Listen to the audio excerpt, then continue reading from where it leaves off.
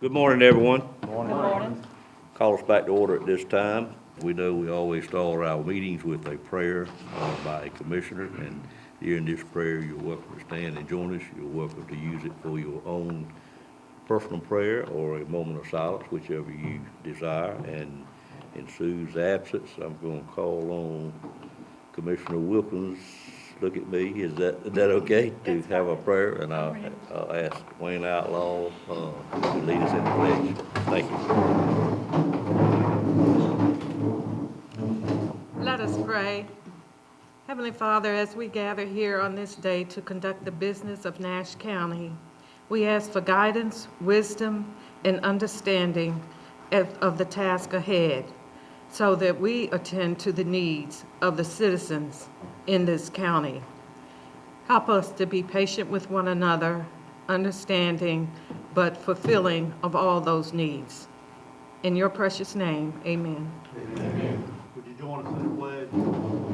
I pledge allegiance to the flag of the United States of America and to the republic for which it stands, one nation, under God, indivisible, with liberty and justice for all.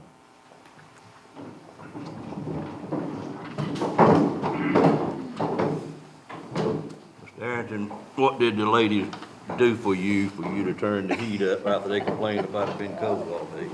Nothing on, I don't think. Not on. I don't think so. Boy, it's hot in here. It wasn't just for the ladies either. You need to cool it off? I'm scared to answer that question, sir. We'll cool it off if you want to. I can survive. All right.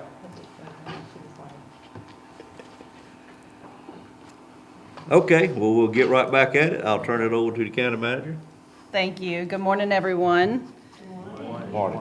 The first item on our agenda is the Sheriff's Office, a presentation of their position request and capital items. So I'd like to call on Sheriff Keith Stone. And I'd like to direct you all to page, what do you want to do first, sir? Whatever y'all want to start. Okay. We'll go ahead and do, on our agenda, the positions are listed first. So if you all will turn to page 22, that's where we have the sheriff's positions and reclassification requests.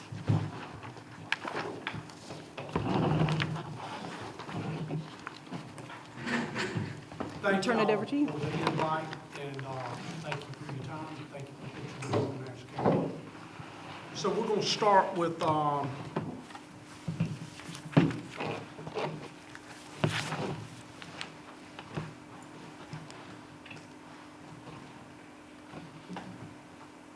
under 4310 for the new positions. The Sheriff's Office is asking for 6 new positions due to the county growth with nearly 1,000 new residents. You got construction in the southern end of this county that was growing at record numbers. You've got more demand on public safety in that area, and also calls for service even in Rocky Mount. We're getting called more and more in the city of Rocky Mount, even from the legislative branch of your council members, of taking care of drug problems over there, gun problems over there, and calls for service. Civil papers have gone up, and obviously it's going to go up more now that some of these moratoriums are taken off. Gun permits are continuing to grow, and we're having more and more movement of the mental people having to be moved up and down the road and across the state. So that's the reason we're asking. We've got to be ahead of this. We can't keep playing catch up. You're seeing more that our EMS are staging and will not go to a house until law enforcement arrives at that house because of the previous calls for service at these homes, and that's going to continue to grow. So that's one of the main reasons that we're asking for those positions. Any questions on this part of it? Sheriff, I know in my time, which is a pretty long time now, I've never seen the amount of call volumes that our sheriff's department is answering within the city limits of Rocky Mount, which bothers me somewhat in that, my real question is, are they not doing their job and short of officers, or why has that changed so drastically? And should we be asking them to help fund some of these deputies? Well, you got a two-part question there. One, there are a lot of openings in the city of Rocky Mount, and why? I don't know. They make 17% more than my deputies do. And I by did no it again. means are they doing what our deputies are. For instance, this weekend on Friday night, we had one of our patrol cars, a marked patrol car on Sunset Avenue, right in front of Candlewood. The window was shot out of it. They go in and steal an AR-15 rifle out of it. You shoot the window out of a patrol car, that's a dangerous situation because they know that if law enforcement comes up there, that it's going to end up in a very volatile situation. We go back and check. Rocky Mount says, yeah, we had one about a month ago. We in Nash County are not tolerating that. So we go into the city and start working this case. Yesterday morning, about 4 o'clock in the morning, we make the arrest. Not only solving our cases, but solving that case. Our drug team is in there all the time. But we got to remember, the size of the city, that's the nexus of what's going on. That's the population area. So the problems within the city are our problems too. Not at no time have we asked, will y'all help us, that they do not help us. But they're short, we're short, and we're responding to calls. But council members have called myself. I've talked to my colleague, Clee Atkinson in Edgecombe County. He's getting the same thing. You can look at the newspaper and they tell you that it's safe over there. I'm telling you it's not safe. And that stuff comes out into our county. Shootings, we've had that patrol car. The sheriff in Edgecombe County has even had his own car shot in his neighborhood, which is in Meadowbrook. So we're in an area where we've got to work it. You're also going to see it rise in the southern end of the county. We've got a lot more homes moved down there and a lot more stuff that's going to be going there. Our calls for service are going up. I think I sent it to some of the commissioners about the percentage that calls for service going up there. Homes, you're going to see another thing going on right now. Fentanyl is on the rise. If you saw what happened with the students out of the military academy, there's fentanyl and cocaine. A lot of people thought cocaine was safe to use or recreationally use. It's not. It's being tainted now. Even the ones that were given CPR to the individuals that took it, they got exposed. And we're seeing record numbers. We just got a kilo of fentanyl last week out of the city of Rocky Mount. Myself personally went over and got it. A kilo. That's enough to kill the city of Rocky Mount and Nashville. So we're in trying times. And, you know, besides being behind the ball, we need to be proactive and stay proactive like we're trying to do. Do you have deputies stationed in Rocky Mount? We have area cars there. A lot of our calls for service are our CID guys and our narcotics group, which, you know, they respond to wherever. They're based out of Nashville. We have Rocky Mount assigned cars, so, but we only have like one in area. We've got 543 square miles. Right now, oftentimes we only have 5 people working a patrol shift. And that drops down when we've got to do a civil process because, a mental transport, because you might have to drive all the way across the state of North Carolina. And not only to go over there to care an individual, but say you've got a kin person or a person that lives with you and you really don't want them back at the house. When they call and say, okay, he's ready to come home, you ignore the phone call. Guess who has to go get them? We got to go get them. And then if we bring them home and the people say, well, no, I don't want to go back to that house there, we got to find somewhere to carry them to. And oftentimes that's Walmart or Harris Teeter, wherever they want to go. Well, the thought came in my mind. I remember back in the 60s, Sheriff Womer was sheriff. Right. He had an office there on the street back on Main Street there, right next to the telegram. And he had 2 deputies that worked Rocky Mountain, even though you had a police department. Well, the technology's got so much better now. You know, our building's 1923. The Well, carpet's not I been changed in I our understand office that. we've I got. understand that too, but I know you want deputies out on patrol, but sometimes they need a little relaxation. They can just I agree with that operate 100%. out of the office. And I'm not talking about building a new office. Plenty of buildings down there Right. that could be used Mhm. for a sheriff's office. On the Edgecombe County side, they got an office over there. They They do, use the old tax building right. for their office. What we're using now is more for the break and for things of that nature, is using the rescue buildings, using the firehouses, because the technology has grown so much now that that computer is in the vehicle. It's just like an office, but if they need to get out, obviously they've got the police department there if they need to go by there, or fire department or the rescue building. And as far as, you know, the buildings and stuff, we would have to upkeep that. That's gonna be more cost at the end of the day. I believe in the partnership part, which we've got a good relationship with EMS, utilizing it like we're doing there. Sheriff, if we continue to watch this trend, I'm sure you could separate the calls if the board decides it needs to have a conversation with elected officials in Rocky Mount. You could separate those calls so we could see a trend of how much it's increasing of your time in Rocky Mount. We can. I'm sure, well, a lot of it's not, as when these council members have called me, it's not through the radio. It's calling me personally on the cell phone. Can you go over here and do this? And a lot of it is the drug work and things of this nature. On this call out that we had where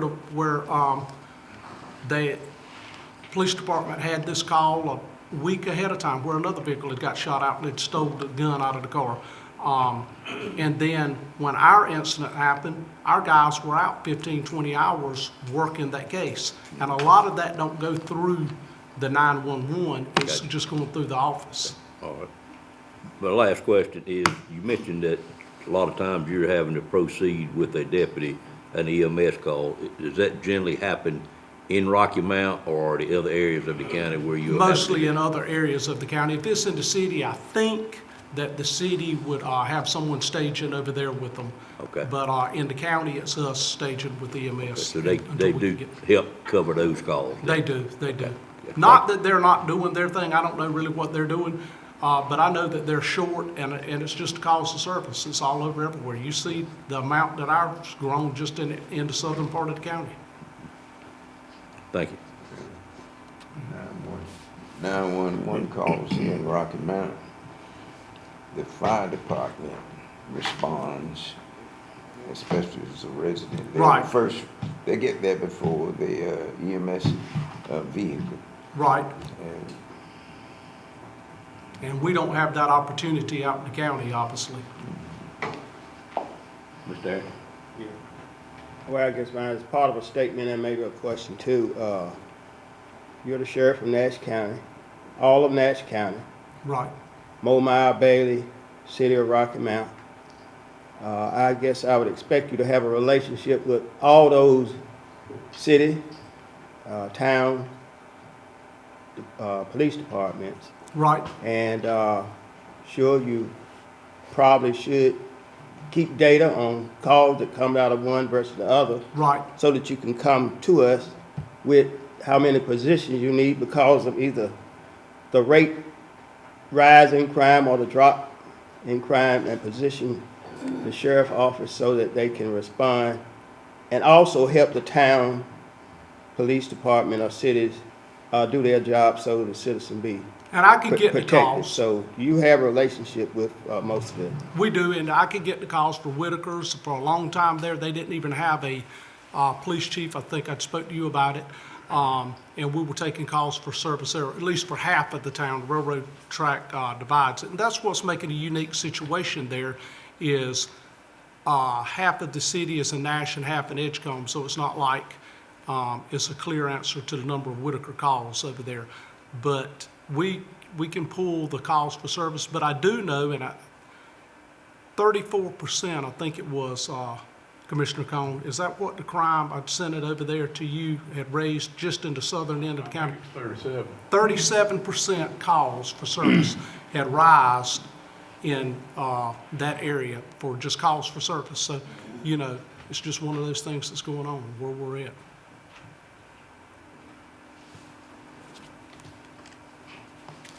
Okay?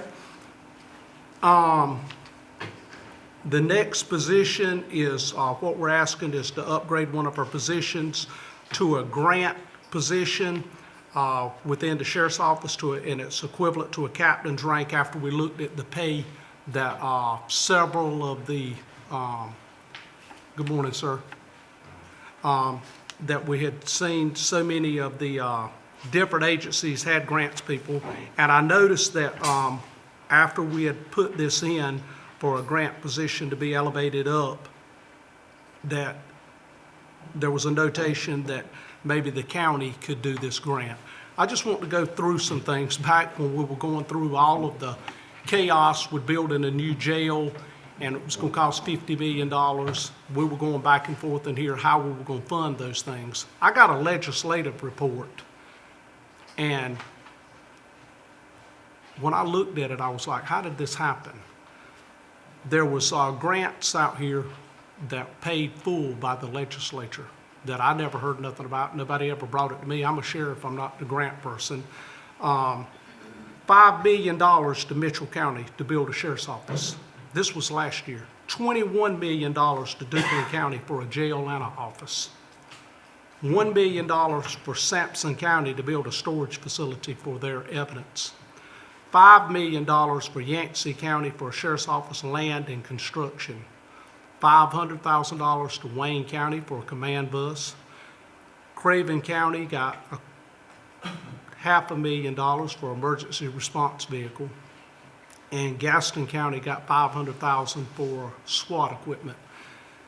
This is the return on the investment. We need somebody in our office that are doing grants that are specialized in law enforcement type stuff, and also a liaison with the state of North Carolina. The state of North Carolina gave these grants out. When we were fighting over this stuff in Nash County of needing a jail, there was money out there, and we weren't looking towards that. Also, Nashville Police Department, I think, or Fire Department is getting a grant through the feds at this time that me and the chairman are trying to work on to see if we can get some of that money to do the second part of the jail. But there's money out there. There's a lot of unique grants that are there. One of the things that I say is I would like this position to be within our office, and in 2 years, if it's not fruitful, we'll cut it back. But, you know, the idea of, well, let's just let the county do it. We've had a county grant person, and I'm sure that they're inundated with the things that they're doing, but there's a lot of grants that are unique to law enforcement, and I think that if we have this person working this, it will help us because they can work with other agencies and see what the state's getting and what that is, and devoted solely on this. So, obviously, if you would have got a $21 million to build a jail and an office, we'd be better off than we are today. And we wouldn't have been in here where we were at, or the $5 million or these other ones. So a couple of grants will pay for a position.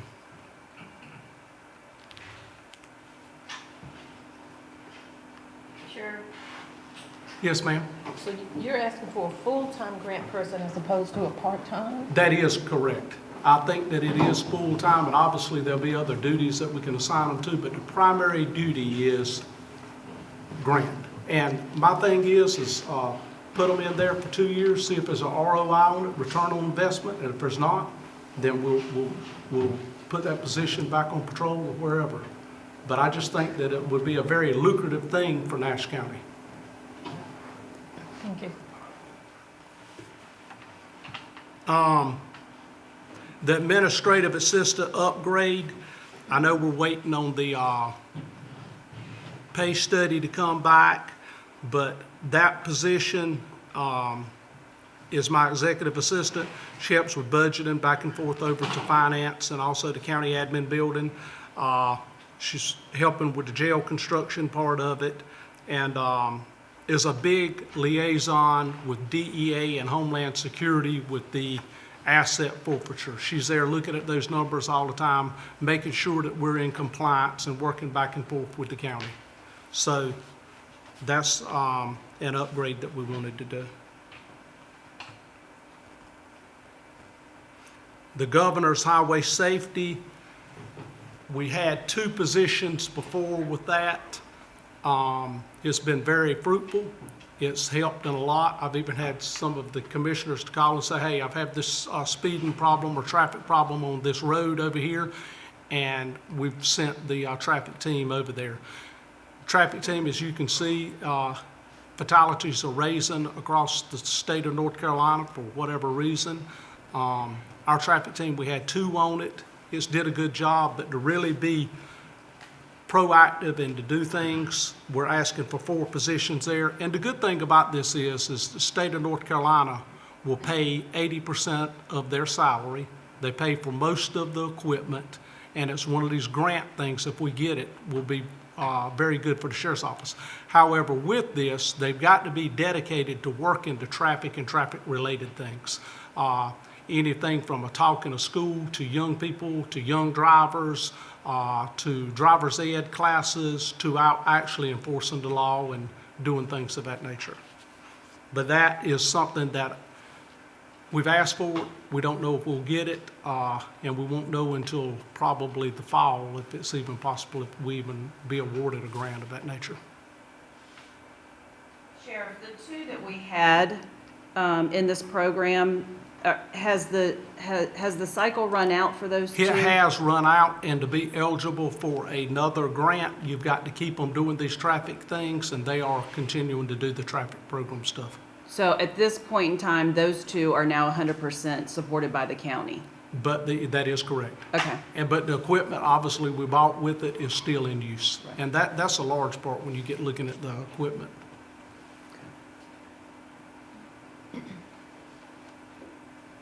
And I'm sorry, just for my knowledge, does the equipment include vehicles? The equipment does include the vehicles, the stuff that they wear actually on them, like the uniforms, that don't include that. Okay. And, but the big cost items, it does include. The upfit of the vehicle and things of that nature, which is, y'all know in this time, if you go buy a vehicle, vehicles are outrageous. And just to make a correction, what you see on the report, the 83,000, that's the net cost for the first year. As the sheriff indicated, there's a match for the county, and the first year of the grant, I believe it's 85%. But this would be the first year cost, Right. the net cost. Which obviously is the most because it's the upfit program and things of that nature. The jail, we're in a position now where next year, and I guess we're scheduled to open next year. I don't know. It looks like still a lot of work to do over there, but when's the projected date that the jail should be open? First phase, February 23. February 23. I'll segue back to the pay. We've got to get that pay up with our officers here. Starting officer and detention officers, $34,000. We're asking in this pay study to go to $41,000. We're down 12 correctional officers right now. And from what it looks like with us, with the way that this jail's designed, it's going to take an additional 25 officers to run this jail. We can't even hire 12 people right now, so it's going to be difficult to hire 25 more unless we do something to get the pay up. In reality, the only thing we can do, if we don't have it up, the state of North Carolina will not let us maintain both parts of that jail.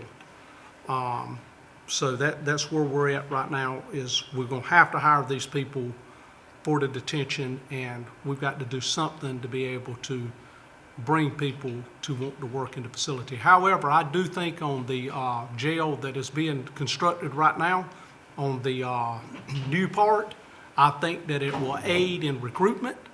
I think that it will help in maintaining and keeping officers there because it's going to be a more secure setting.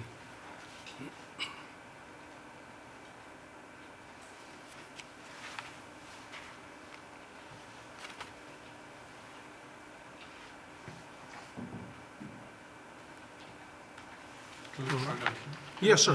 This request right here is for what you plan to need when the new jail's built. That is correct. We did a study to say how many are we gonna need with the different stations, and because obviously it's spread out, it's not in a addition of being able to monitor it. It's two different parts, and from one going from one part to the other.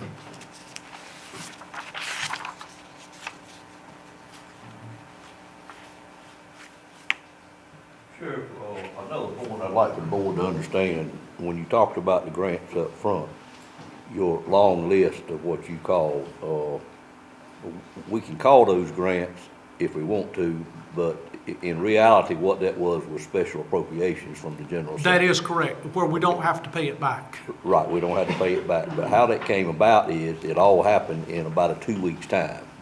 When they got down, got ready to go home and wanted to pass a budget bill, which was Senate Bill 105, they threw all this stuff in that bill. And what that was unfortunately, the political machine that had been working all year long. And we knew nothing about it. We knew nothing about it. I would say possibly with the leadership like it was, at least part of our board should have been more attuned to that, and we should have been working it with our elected officials in this area. But probably some of those requests have rolled over many years trying to get them done. And what we got to do is just learn that that's how it works. Every one of those you called out to start with were really not grants, where you could apply for and get. Right. They were stuff. Just hand-mes. Yeah, they were just hand-mes. And that's what I call want. normally known as pork barrel is what it boiled down Right. to. And a lot of money, more than I can ever remember, went out in that Senate Bill 105. And I understand then again, this year might be a fruitful year. I'm in communications It with probably will be. legislatures, Yep. and we've learned. Yep. But my thing is, and I'll go back to the Highway Patrol, they do a great job of keeping somebody on those legislative floors. Right. Their trooper right now, Major Wilson, what's the top paid trooper making right now? 75, once he has all. the That's a systems. 6-year guy that don't even have to have a 4-year degree. He's making that, and then they're working for a 15% pay raise this year. But they keep somebody over there back and forth. Our thing is to have a person that's involved with the legislative group up there, who is a lot of these attorneys and things of that nature, not necessarily the legislators, to see what's available. I made this contact at the Caisson, and I had no idea what it was, but we had a Caisson event here, spoke with one of the legislature attorneys there. He says, look, this is all given out, and I see that you want on here. I said, well, we need to get on there. But not only grants, but the pork barrel. The federal government just is doing a fire department for Nashville. I don't even know how much that costs. But unless we're in that realm of things, seeing what other law enforcement and other public safety are doing, we're missing out. And at the end of the day, we're only one county away from Wake County. We need to be getting some of this stuff. I think that amount right here of $21 million would have really helped, because we could have did a complete jail, a brand new jail, and it could have brought money to this county instead of taking away from it.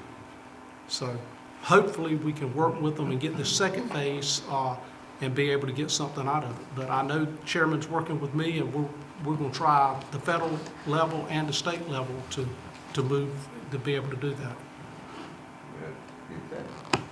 Federal money is tied in with pork barrel.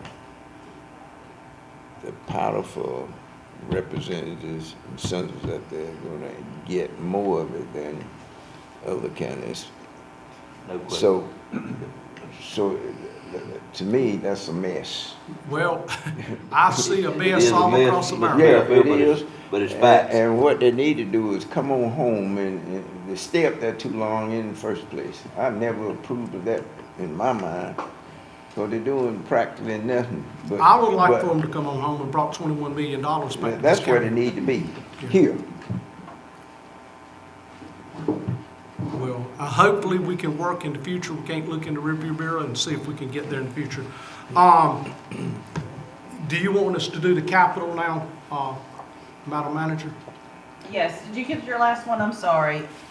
You were doing your detention officers. Did you all the other detention staff, there's 12 positions. I'm sorry, did you I cover did. that one? I Okay. did. There's All right, I and we're apologize. 12 openings right now, and we're talking about the reclass, and that we just got to get the pay up. Okay, So that we can fill the possible other 25 that come. right. Before you start off, you're talking about what, 11 new positions? Is No, that the that's total? 25 new positions. Oh, so this 12 that you have here? We're for the- short 12 right now. 12, but it didn't say new, so I wouldn't count it, but add that on to 11. Right. Yeah, okay.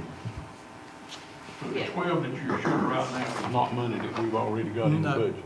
Yeah, well, it would be money, but it's going into lap salary at this time. I'm a little confused on that myself. You got 12 new positions, but that last item appears to be a reclassification. Is that what it No, is? we've got 12 openings at this time. Yeah, I'm not concerned And it's about those. 25 new positions that we'll need to run the jail when the new part is open. Yeah, I don't mean I'm not concerned, but that has nothing to do with Right, our I budget understand, at this I point in understand. time. But you've got 12 that's identified, and then down here, at number 7, you got 12 positions as stated request, but there's just not much money there, so what's going on there? Yeah, the 25 new for the new addition is not in the budget. Right, it doesn't look like it. No, it's not. And let me apologize, because I was asked that question yesterday, if they were included in the budget, and I believe I said they were, but You did. we missed that one, so I Okay. apologize. So what is 4320, the last item? I realize it's jail, but you're talking about 12 positions, you got That's $68,000. the positions that are not detention officers that would need to also have an increase into compression. If you So increase what that is Sorry. pay increases, not new positions. Correct. That's what I'm trying to clear up. Correct, yeah, it's the same thing for like the item above. Right. 40 positions, an increase, and so the 12 non-detention staff positions, an increase. Well, it gets confusing to me when you put it in here like this, and then we're gonna be addressing a pay study Right, in addition to this, so somehow we got, right, these are the ones that we were holding off on pay study information. so they won't be in the pay study, or they will be in They there. are in the pay study, Okay. yes. I'll figure it out later. I'm okay, Sheriff. Okay, thank you. Okay, yeah, we'll move to your capital request. Yes, ma'am. Okay, so, Board, if you'll flip back to page 18, and at the top of that page is where the Sheriff's Office capital items begin. We'll start with the ATV, that's an all-terrain vehicle side by side. We've got 2 four-wheelers now, but that proved not to be a very good move. We had a captain that was hurt on one at one of the events because they're not made for being on the streets. We've got the Pumpkin Festival, we've got the Bloomin' Festival, and any other things that are large amounts of people for transportation and the ease of getting around. Also, at this time, we have a lot of off-road stuff where we're having to go to remote locations to retrieve stolen property, crime scenes that are out, graves and things of that nature. And that's the reason we put in for the ATV, is just to have more access to be able to get to more remote parts of the county during situations that may arise, and also for our special events. The trailer that goes along with it, obviously you can't have an ATV unless you would have the trailer.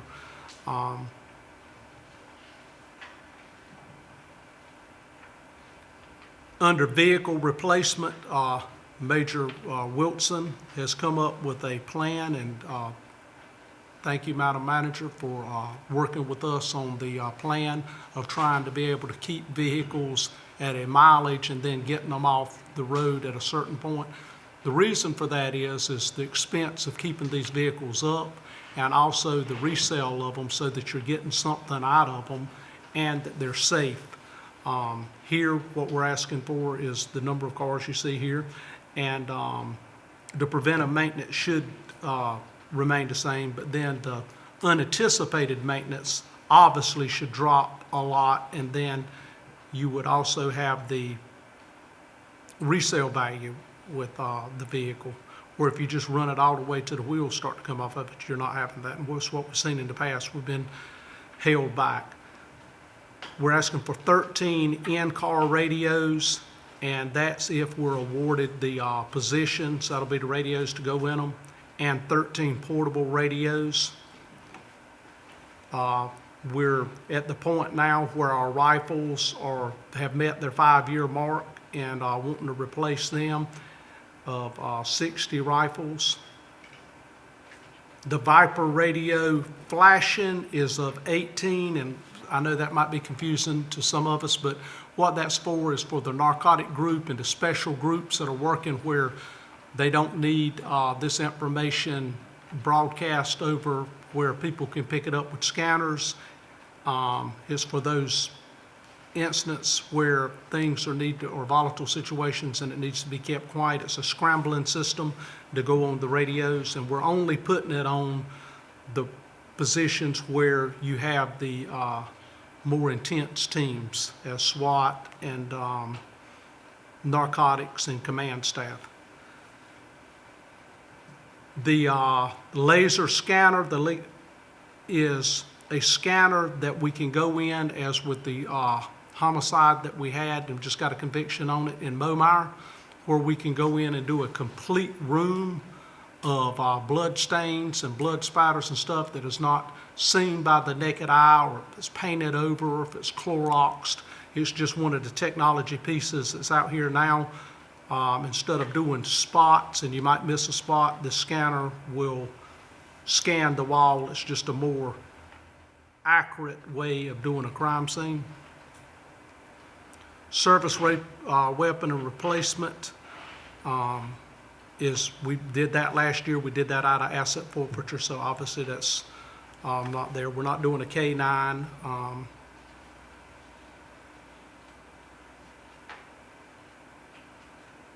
Sheriff, can I ask you to go back to the 13 in-car radios and the 13 portable radios? Yes, ma'am. Did you say that those are tied to new positions? That they're only needed if you get the new positions? They are needed if we have the new positions that come about. Okay. And just so I'm understanding the number, the 6 deputies, the 6 new deputies, is that including the 4 highway patrol? It is not. The 4 is asked for is under highway traffic. The 6 is to be able to put new extra officers on each shift. Right now, I just had an incident last year myself on January the 5th, called for backup. It takes me 21 minutes for an officer to get to me at the county line before I had back up a man with a gun. We've just had another instance after incident in the far end of the southern end of the county, where if our closest car is in Nashville and a man needs backup over there, it's driving time from Nashville. And Commissioner Cone, you drove up there today. That's a distance. So the difference between 20 minutes. So the difference between the 6 new deputies and the 13, the number 13, help me understand where those There are. was 3 replacements, I think, that we needed with that. There's 10 altogether, and then 3 replacements, or 3 on standby for when a radio goes down or something of that nature. Okay, thank you. Because with a radio and electronics, we all know you're gonna have issues with stuff going down. And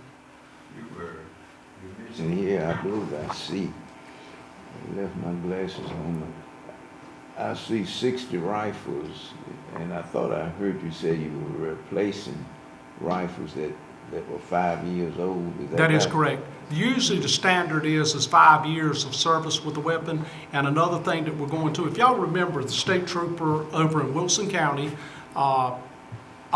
Trooper Harrell, makes a vehicle stop, gets shot in the face, runs back to his patrol car, knows a gun battle's going to ensue. He's trying to get the rifle out of the vehicle.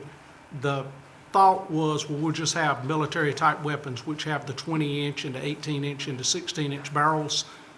He gets it hung in the car, cannot get it out. The new thought process is the shorter barrel rifles, and also if you've got in any of these new cars today, what's the first thing you notice? You don't have the headroom in the vehicle so that you can retrieve the weapon out of it. You got to turn it sideways and do all that type of stuff. So with that, the 5-year plan is up with the vehicles.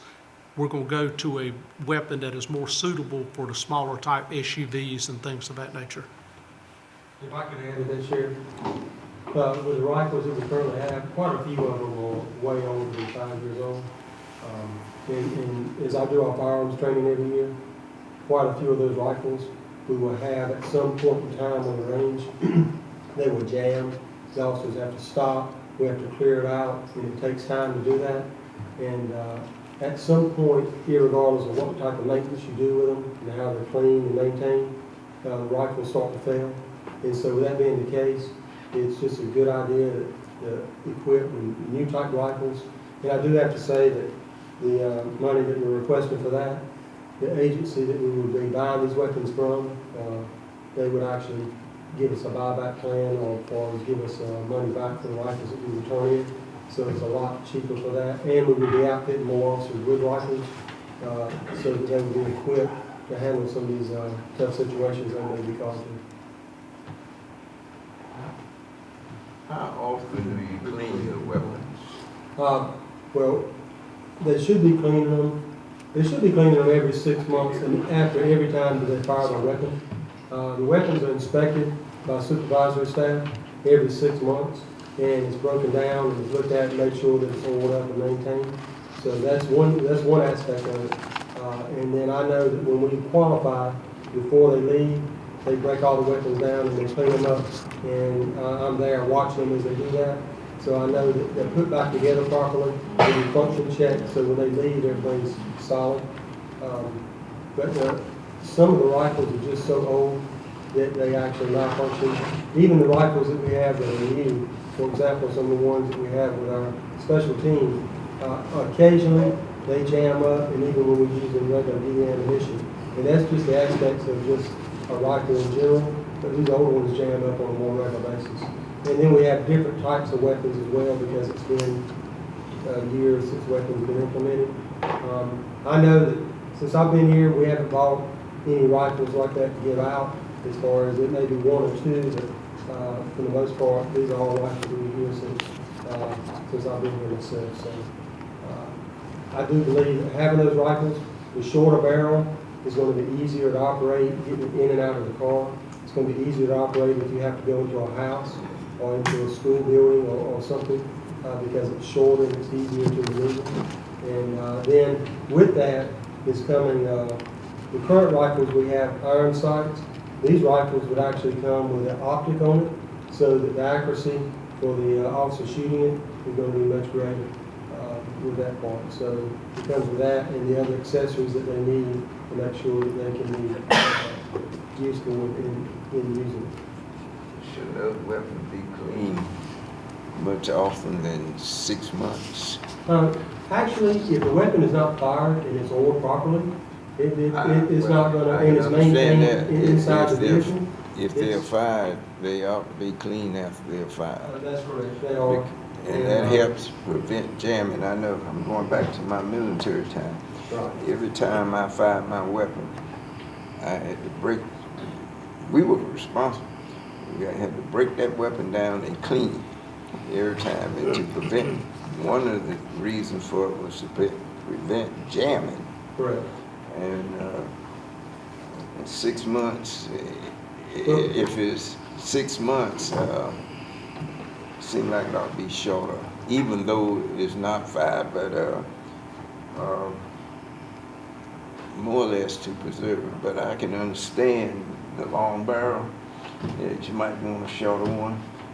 Another thing came in my mind while I'm sitting here, that would it work if you sawed it off? Make it short. Yeah, there's a statute that covers that. It's called a weapon of mass destruction. You have to have a special permit. Well, some for a weapons weapon are less than 16 inches. Some weapons are improvised by cutting the barrel off, Yes. making it shorter. Yeah, we can't do But- that. That's against federal law. But one drawback on that is your accuracy diminishes. Right. Because the bullet may go out Right. and not straight, but, Yeah, we want accurate shooting. yeah, well, I understand that. But that was just a thought. Another thing, and I'll add to it, some of these guns were purchased back in the mid-90s. So they've been, we've got Colt, we've got several different kind. We want to get one gun, just like the pistol that we carry on our side, so that when you are cleaning them and things of that nature, that they're all the same system and same manufacturing. The last topic is the jail. What we're asking for there is a jail transport van. And the reason for that is moving things up and down the road, and we don't need an old vehicle carrying people across the state of North Carolina when we're carrying larger numbers of inmates. And lastly is the transport vehicle replacement and one mental transport for the transportation needs that we're seeing grow all the time. Are there any questions for the sheriff? I got one. Yes, sir. On vehicles, replacing 18 vehicles, I know you got that same amount, but years out, what are you trying to, you got X number of vehicles and you're trying to replace? We do. Ever. Thankfully, with Madam Manager, that we have now come up with a program that if we can get allocated this, then we will know how many cars we've got to get each year and to maintain a healthy fleet.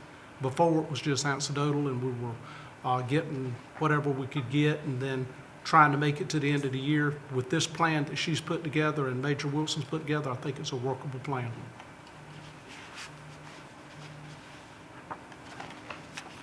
Last, before I step down, if there's no other questions, this pay study is important for our deputies where we're at today. I just had the numbers checked again. I went and met with the pay study group doctor and met him halfway, and what a fine man. He says, hey, you don't need to come all the way to Spartanburg, South Carolina. We'll meet you halfway. So we met over in Lexington. And one of the concerns I had is the pay study, they're basing it on counties that have nothing to do with us. Burke County, Cleveland County, things way away. And the methodology that I tried to relay to the doctor is we can look at the two closest law enforcement agencies that we're losing people to, and that's the city of Rocky Mount and the city of Wilson Police Department. And we gave him the pay study stuff for those two because that's the immediate job market that we're dealing with. And I hope that y'all will look at it closely and award that to your deputies. Your deputies are out here doing remarkable cases, stewards of this community, and something we need to be proud of. And just with my chief deputy's leaving, he's going to Fuquay Arena. We spend a lot of money training these people up to be the best of the best. And we need to maintain them. But thank you for your time, and if there's no more questions, I'll get out of your way so you can do other county business. Thank you, Sheriff. Thank you, madam.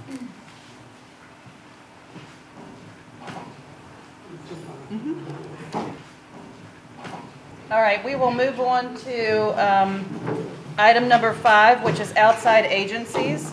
And if you would turn to page, if you'll turn to page 35.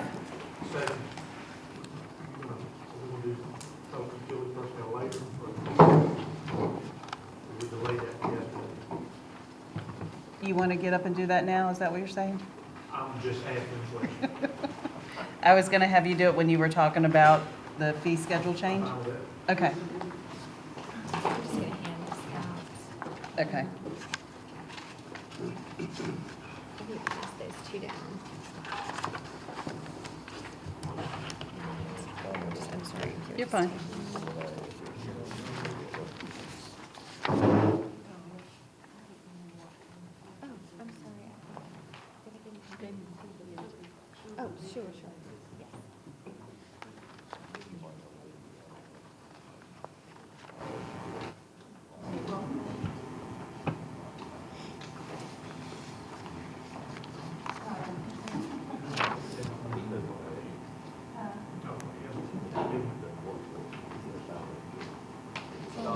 Before we go on to this, I just want to clarify one thing. You said 25 detention facility officers were not in the budget. That's correct. So, okay, that's a little change from yesterday. So what does that equate to So in for, money? if they, for an entire year, it would be 1,056,000. Okay, So if they were to start February. okay, I just obviously want to know that- what the, what that number was. So $1,056,000. But that's just jailers, I'm sorry. Well, that's If 20. they wanted any higher up, it would increase it just a little bit. Well, And that's the full 25, correct? That's 25 just jailers. Right.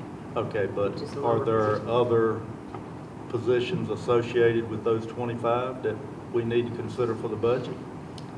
We'll have to go back and get that, and let me just apologize for not having that in there. Okay.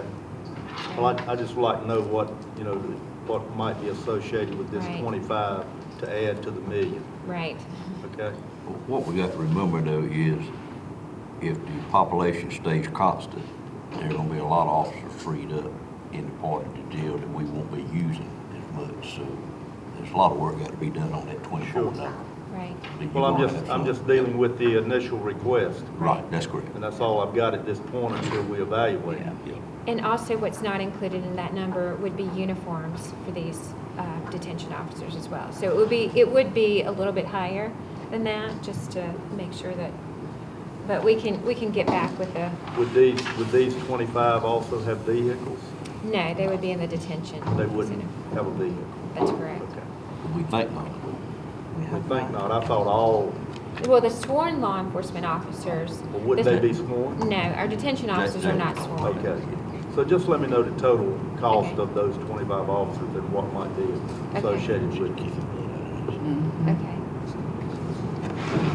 Right, if we're ready to move forward with the outside agency funding request, so as you know, Nash County recognizes that nonprofit organizations serve an important role in improving the quality of life of our community by delivering services to our citizens in a cost-effective manner through the use of partnerships. Nash County is committed to providing financial assistance to those agencies which assist Nash County government in carrying out its missions. During the budget process, Nash County nonprofit organizations apply for funding from Nash County to partner with us. I'm sorry, we're having a hard time hearing you. I don't know if you have the mic. Oh, sure, Yeah. sure.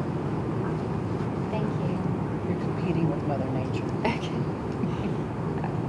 So the information provided, that I'm going to provide, includes a list of the requested funding amounts from, Still move it closer. can you hear me now? The information provided includes a list of requested funding amounts from local agencies, along with a history of funding these agencies. As part of the budget process, we now have an internal committee that are reviewing the funding requests in conjunction with today's discussion with the board. And also, we'll be working with the county manager to help make recommendations for our fiscal year 2023. So what I have on page 37 is that list in the first column. You'll see the agency requested amounts, and what we passed out is also an overview of those requested amounts this year with a summary of how each one of those organizations help serve Nash County or partner with Nash County. So I just wanted to go over with you what the requests are for the current year. Tri-County Industries is requesting $42,000. Boys and Girls Club, Nash Arts Council is requesting $30,000. Boys and Girls Club is requesting $40,000. United Community Ministries, $30,000. Down East Partnership, $15,000. Spalding Center, $24,000. Christian Fellowship, $6,860. The Highway 1764, which is $495.17. $14,000. Peacemakers is requesting $10,000. United Way, Tar River Region, North Carolina 2-in-1 program, $7,500, and the Mercer Foundation is requesting $8,000. If you move down further with our funding partners, Braswell Library is requesting $867,136, and as you know, that's a calculation that we have since we fund this in conjunction with Edgecombe County and the City of Rocky Mount. They are requesting a 3% increase. And then we have our local libraries, that are requesting 15,000. The airport, 47,857, which is again a partnership that we have with other local governments, and that's our portion. And they're only requesting that. Trillium, again, is only requesting 120,000. And the North Carolina Forestry Service, for Nash County's match this year, they're requesting 140,397. Donna, Yes. the outside agency allocation, is that all the agencies that applied? Are there any that applied and that are not on this list? These are all the agencies that we've received applications from. Any new ones on that list? There are no new ones. The Mercer Foundation actually applied last year, but they were not funded. Anybody else on? My sister's house. My sister's house, Why we stopped funding my sister's house? Did you? we had a program with them in the past and with a grant program. And so in combination with the grant and the funding, they haven't submitted a request since the grant ended. Well, the last time I talked with the former county manager, Z, that's probably been, it's almost 2 years ago. He said to me they had borrowed money from the county and had not paid it back. And therefore, he didn't recommend any funding that particular year. And it appears now that it's keep on going. Well, it was part of the grant program in combination with the funding request. And so we were looking at it with the grant program, how that was working with the sheriff's office. So they haven't submitted an application since the grant ended. They didn't submit a request. No, sir. Well, they wrote me a letter.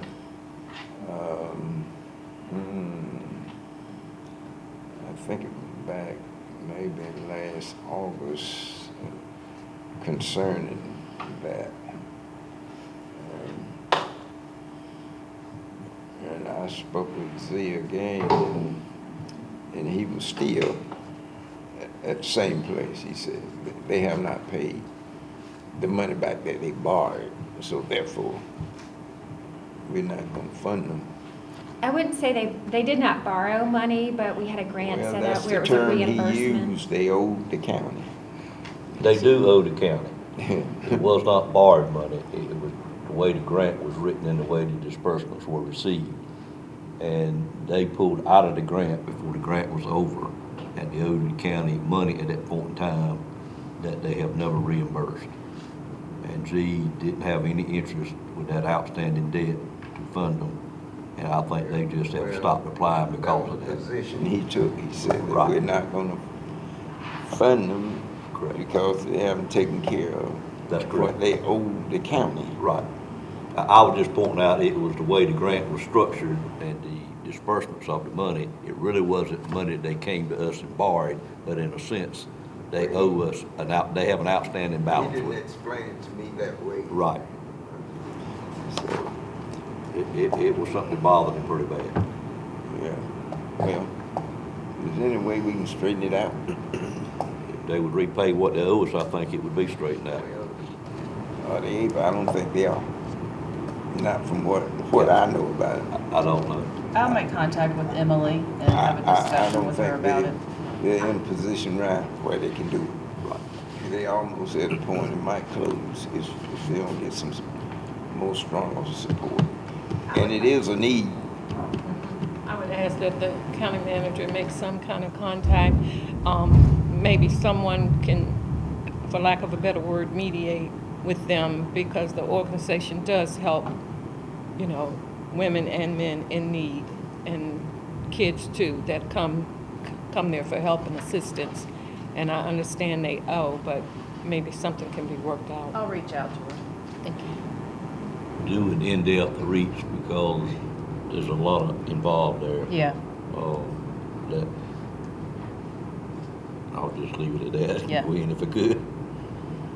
So what I have in front of you, I just wanted to have a discussion or let the Board of Commissioners have a discussion on any funding and if there was any more information or, as we're looking, as the committee is looking at the applications, if there's something more that our committee should consider that the board would like to discuss in looking at the agency requests and the prior approval amounts. We did not receive an application from them this year. And that's for rental assistance, correct? That is. No, that's substance abuse. So, there was a HOPE initiative that helped with rental assistance in Rocky Mount, someone. Well, maybe that- Okay. I think that's covered. That was covered. I would, as I've done before, while we're talking about this, like to caution the members that may serve on one of these boards. I was on one, I did resign, but if you serve on these boards, because of the new Senate Bill 472, I'm gonna ask Vince to tell you what you should and shouldn't do, but participating in discussion, I know is at the top of the list. Well, I just made a note to talk about it at the April closed session, but it's our position that you need to resign from any boards you're on that this county funds, if it's a nonprofit. And we've taken that position, and that's what we believe is the intent of the legislation after talking with Senator Barnes, and that's the county's position through their legal staff anyway. Well, I've already resigned from one. In fact, they reminded me. Good. Sent me a letter. What did They it? said that they need to talk with me. And we talked, submitted my resignation. Is that United Community Ministries? No, that's one I think I'm gonna have to go. In fact, I haven't heard from them, Right. but this was a Down East partnership. I just didn't want anybody to And I start had participating planned in to this bring it discussion up. to get us I in a had planned bind. to bring it up in our regular first Monday meeting anyway, because it looks like I might get off of all of mine except maybe Tar River Transit, where we do fund. If it's created by a town or a city, you can Yeah. stay on it, or a community And that's- college or the hospital. Yeah, you we can don't stay on fund boards. those, we didn't, No, I know it's federal and state. that's correct. It only applies if the county awards them money. That's right. If we, out of our budget. Well, on Down East Partnership for Children, I never voted. I excused myself when they got to the part where the county funded, but they're saying. The new law, that's not good enough for the new law. Well, that's what I've been told, the new law that you just got to get off. Correct. We good? Is there any other discussion regarding the request? We just wanted to make sure that the commissioners were aware of all the requests that we received. The applications are included in your notebook. And you saying all of them have been funded in the past except for the last one? Correct. That is correct.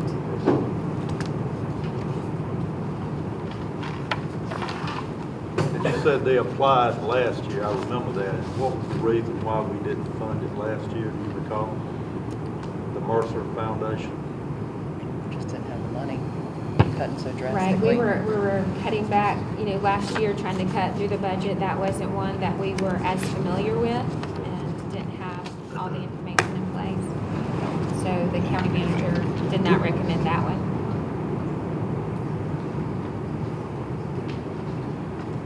Got to leave tomorrow? Okay, if there's no questions or any more discussion about outside agency requests, we will move to the next item on the agenda, item number 6, which is the fire district tax rate. And there's a tax increase request that Donna and Scott will help out with. Where is that in the book? I'm sorry, if you will please turn to page 187. If you would just take your tab and just flip to that, then the very next tab should take you to that. Nash County has 18 rural fire protection districts, each with its own tax rate. The tax collections are used to fund fire protection for the specific district. Tax rates vary depending on needs and population of the area served as presented in a line item budget submitted by the fire departments. North Carolina General Statute 6925.4 requires that the County Board of Commissioners approve a levy rate not to exceed 15 cents per $100 valuation. So what we have is attached is a list of each of our fire districts. You'll turn to page 188, and you can see what their proposed tax, what their current and proposed tax rates are. And we have one fire department that has a tax increase request, and I'm going to let Scott Rogers speak about that. I'm gonna take him the mic.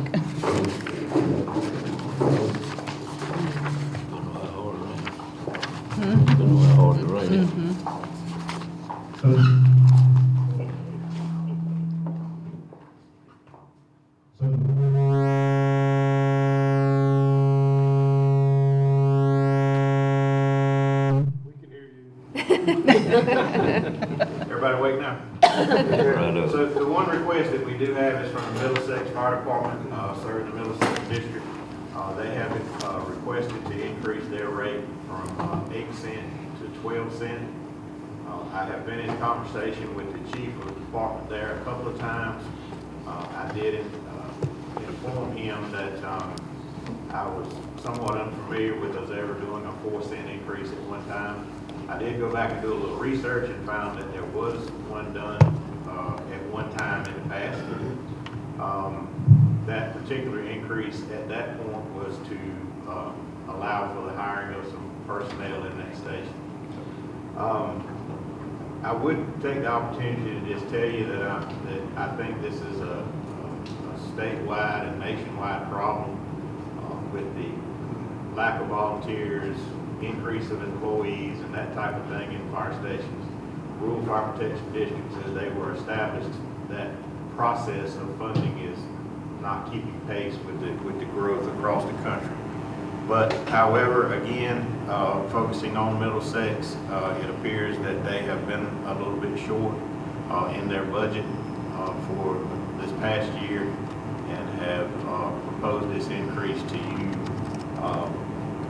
to solve that problem. And I think their intent is to solve their budget deficit as well as prepare for the future a little bit. I'll also just indicate to you that I think if you look at the tax rates that we have across the county,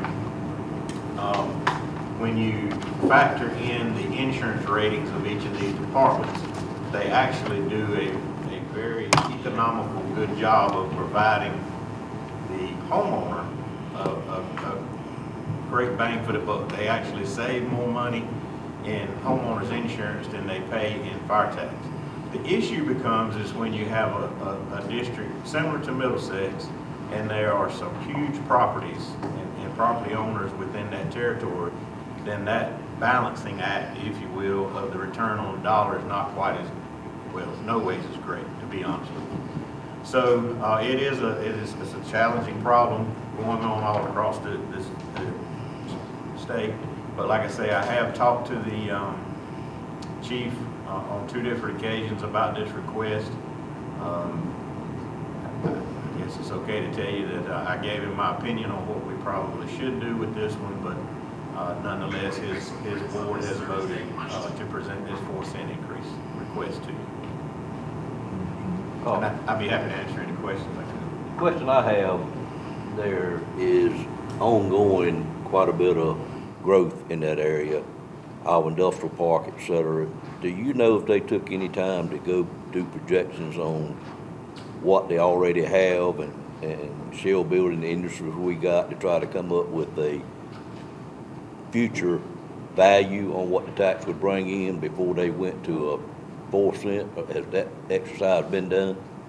I think the exercise has been done, but I think it was done after their board voted for this budget proposal. So there has been some research done into that, and they have certainly been made aware of some of those numbers. It just didn't seem to change the desired would that be something that this board ought to have in trying to make this decision? That's a question. Dan, it's your area. Would we want to look at that? I think we certainly should look at that, and I met with them after the board voted to, or the firemen voted to ask for an increase. I met with them, and went over the projections that had been made, which Okay. is our best understanding, are pretty accurate. They did not take into consideration the future growth. Right. And, if that's accurate, and their concern was all these projections may never happen, but Some of it's already happened. some of it's already happened, and, Well, that's just, I think, one way I the told them board should look 4% at was it. gonna be real hard for this board to vote for, because that's a 50% tax increase. Okay. Uh, I'm getting in your business a little bit, but I think we really need to look at the revenue side. I have it, and I didn't, it's in Well, my car when it well, quit raining. I just want to get on the table, I've we got should it. look at that. Yeah.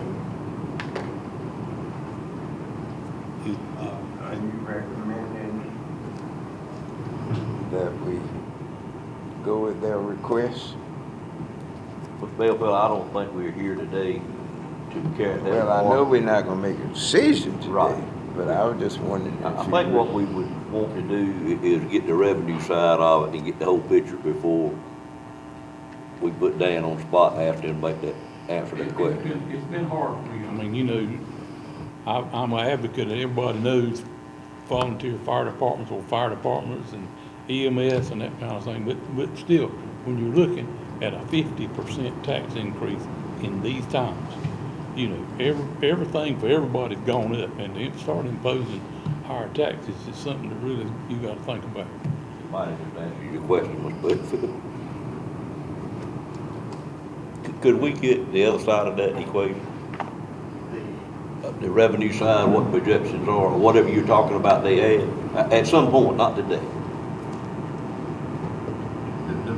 I'm sorry, the revenue that they're adding to their district, is that what you're saying? Yes, sir. Okay, yeah. You mentioned they had looked at something. They have, and that was not a document prepared by Nash County, but, Okay. well, Well, I'd like to get what they had and let Nash County verify. be happy to let you. Okay. Yes. And I actually have it today, I can leave it with you. Okay.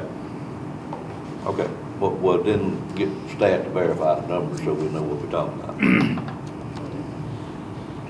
I want well, you know, this whole fire district inequitable way, one district pays more than the other. Well, I had questions about that since coming on this Brought that board. up before. Mr. I guess. But go ahead. Go ahead. Yeah, like I said, this is a property tax increase on real property, and it's added onto that 67 cents that we have. And when you look at the different districts, you know, you have like Red Oak paying 7 cents, and you're gonna ask Middlesex to pay 12, and it goes up to 15 cents at NS Gutley. So there's quite a bit of disparity in those ratings. And I know, like you were saying, that some of the districts, the rates as far as insurance dictate some of that, but I guess I'm always asking, is there a way that all these different people that live in the county could pay the same rate across the board, that someday, however we can pretty much average this out, and when different fire departments come with requests, that yes, the whole part of the county, then it wouldn't go up as much. It might be a half cent, might be a cent. If we ever could get to that balance of an average. And I guess we have to research to, like I said, as far as having, I live in a district that, as you would say, the insurance and because of the service is why the rates are high or whatever, but I hope that we can find equity level. And not that we want to change the fire district, the way they operate, but the way that we fund and do these tax rate increases. We want the fire district to still operate as they operate, but as their requests come, that it would be, so there can be some equity between Middlesex, Red Oak, to the different areas. I understand what you're saying. Do you have more than one, or Salem your own? Or you got Salem and Whitaker's? Do you have two fire departments, Salem and Whitaker's? Salem, well, they admitted Salem, Whitaker's. Do you have one other than those two? You got part of Red Oak, a little bit of Red Oak, I think. Yeah, but all of, it's, Castalia, yeah, Castalia, but Castalia, it's about the whole. Yes. It's about the whole, not just, I got you. yeah. Does Stony Creek come off the list? It's still on here, does it? No, that tax district still exists. We split the money 70-30 between Red Oak and Battlebird because they cover the district. But just the way that district was established back in the day, it's a rural fire protection district, you can't do away with it. And you can't combine it with those others by law, so you still have to collect. We have a similar situation with Sims. Right. We still call that the Sims Rural Fire Protection District and collect that tax, but that tax money goes to the bank. I guess that's why it has remained so low. There is no spokesman for that group. It's 4 cents. What the, Sims. Actually, it's just such a small area, and it was such a small portion when Sims was covering it. Right. It was such a small portion of their operation that the rate was I low. got you. And I think Bailey just has chosen not to deal with it. Got you. Okay. So once a fire district, always a fire district? A rural fire protection district, yes. But, yes.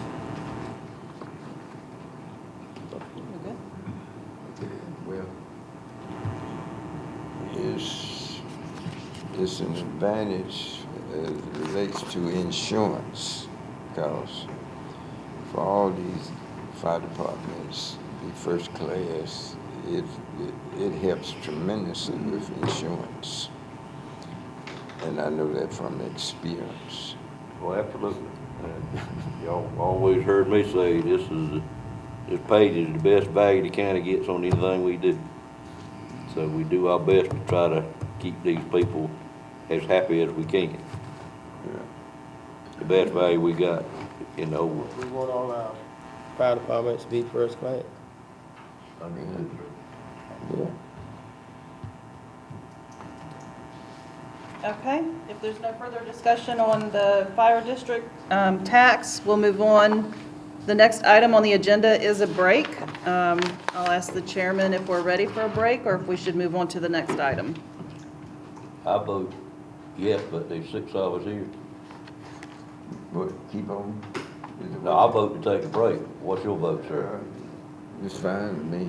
I don't want to interfere with somebody else that need a break. Well, good, for the break. Okay. Yes. Okay. Take a break. We'll take 10, 15-minute break. All right. All right, welcome back. The next item on the agenda is item number 8, the American Rescue Plan Act, ARPA, budget allocations and expenditures. Our finance officer, Donna Wood, and we are on page 191. So the American Rescue Plan Act Committee continues to meet and move projects forward. So what I have, if you'll flip over to page 192, I wanted to give you an update on what we've been talking about and where we are currently and our thoughts for moving forward. I'm also going to have Jonathan Boone, once we get to water and sewer, I'm going to have him give you a more detailed list of what we're looking at for the ARPA water and sewer projects. So the first item that we, as you recall, the county is receiving $18.3 million, or $18,316,281. As of today, we've received half of that. We received it in May. We should receive the other half in May of 2022, this current fiscal year. So the first item that we budgeted, that we considered, that's on the list, was the employee COVID vaccination incentive. We had budgeted $350,000, and we expended $259,933. So we have, and that program has ended, so we know there's funds that we had available to look at other items. The next item that we had listed is under public health, our 12 to 18-year-old student vaccination program. We used $59,255. We reached out to other schools outside of the Nash County Public School System, and we did not have any other schools that wanted to participate in that program, so that has ended. We have COVID-related employee sick pay. What we were able to do was use the ARPA money to assist with sick pay if we had employees that were vaccinated and still had COVID, because there were some breakthrough cases even after vaccinations. To date, we had $50,000 in there. We have used $98,000, so we were able to move some of that money around. The next item is public safety protection supplies. We initially had in for $56,281, but as we're moving forward and looking at other items, we are reducing that to about $4,000. As of now, we are not having to buy new masks because of our release of restrictions to wear masks within the buildings. And other cleaning supplies, we feel like we can handle that with the $4,000. The next item that we are using the ARP funds for, with our detention facility renovation, we were able to finance $16 million of that project. And the other part of the project, which was an existing wing of the detention facility, we're doing containment cells. So this is, since it's health related, we put aside $2,300,000 for that part of the project. The next item, we do have administrative expenses associated with that. We have 2 positions, and looking over the 4 years and other related items, we do have some legal items that we have to pay for along with those positions. We originally put $350,000 in there. We're looking at for the next 4 years through 2026 that we're estimating that could increase. So we're looking at a budget increase of that to look at needs of around $670,000. Broadband access, we designated $4.5 million. We hope to use that as matching funds. Right now, we're applying for the GREAT grant and then other grants that we may get as working with CloudWise. So we're still leaving the $4.5 million in place. And then we had, I'm going to leave the water and sewer, we have $8,300,000. I'll come back to that. But we had other miscellaneous that we had not put into place. So what we're looking at as we move forward and look at the programs that have ended and where we think we are, we have, the committee decided that we wanted to look into hazard pay or a premium pay. We're in the process of working on a policy, working on how we would allocate this out to our employees. And we did an estimate, and we were looking at about $1,825,000 for that program. We think that's on the high end. Again, we're still working on that. And that would leave, to be able to fund some nonprofits, about $300,000. And that would also, we're working on that policy. We're looking at how our nonprofits could apply for those funds. We are hoping we can add to that dollar amount. But again, we need to see how our other programs play out.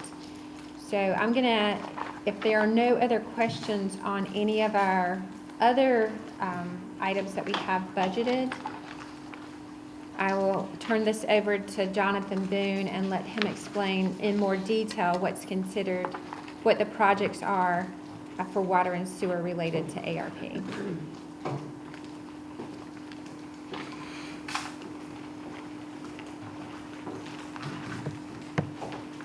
Thank you.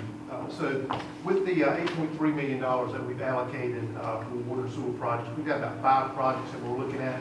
I will tell you that this is still a bit fluid, as you're likely aware, and the sheriff alluded to earlier, and to what degree ARPA funding impacted some of the grants he was referring to. There was a lot of money that came to the state, federal money that came to state, ARPA-related money.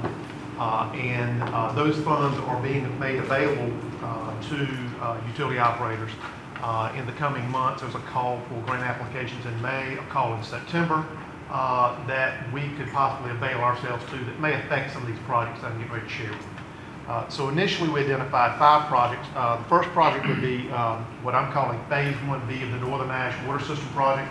As you're aware, although we have not closed the project out yet, we've completed the work on the first roughly 50 miles of water mains, elevated water tank. You're already aware of the emergency connection and really the primary supply of water to that district through the city of Rocky Mount. But the next phase will be the development of 2 new water supply wells, one on James Bund Road. You may remember that acquisition that you approved a while back. And we recently purchased some property on Wallet Mill Road, near the intersection of Wallet Mill Road and 43 for a second water supply well. You also will recall that we purchased 2 water supply wells from Aqua, North Carolina. And we will, the intent would be to integrate one of those wells, the one at Shepherd's Way, which is about a half mile from the new water tank at Red Oak Middle School, into the water district. And the second well at the Oaks at Hunter Hill, which is just west of Northern Ash. Because of the supply on that well, we anticipate in phase 2, which I'll talk about here in a second, we'll tie that subdivision into Northern Ash and decommission that well. But again, with Phase 1B, we will bring on 2 new water supply wells, James Bund, Wild Mill Road, and we've got about 1.5 miles of water main we need to install. We anticipate using upwards of $750,000 to fund that work. But again, and I hope to have a resolution for you to consider at the next commissioners meeting for a grant application to the state for some state dollars to use in that project. And if we were to receive that money, that would allow us to take those funds and use them elsewhere. At this point, we set aside $750,000 for Phase 1B Northern Ash. The next phase of Northern Ash I'm calling Phase 2. That will be looking at areas that we did not incorporate into Phase 1. We've sent out a request to property owners that initially had submitted an application for a TAP when the county first started recruitment in 2013, all the way up to we started the project, and we also expanded the scope of the area under consideration. We received those applications back. We are processing those.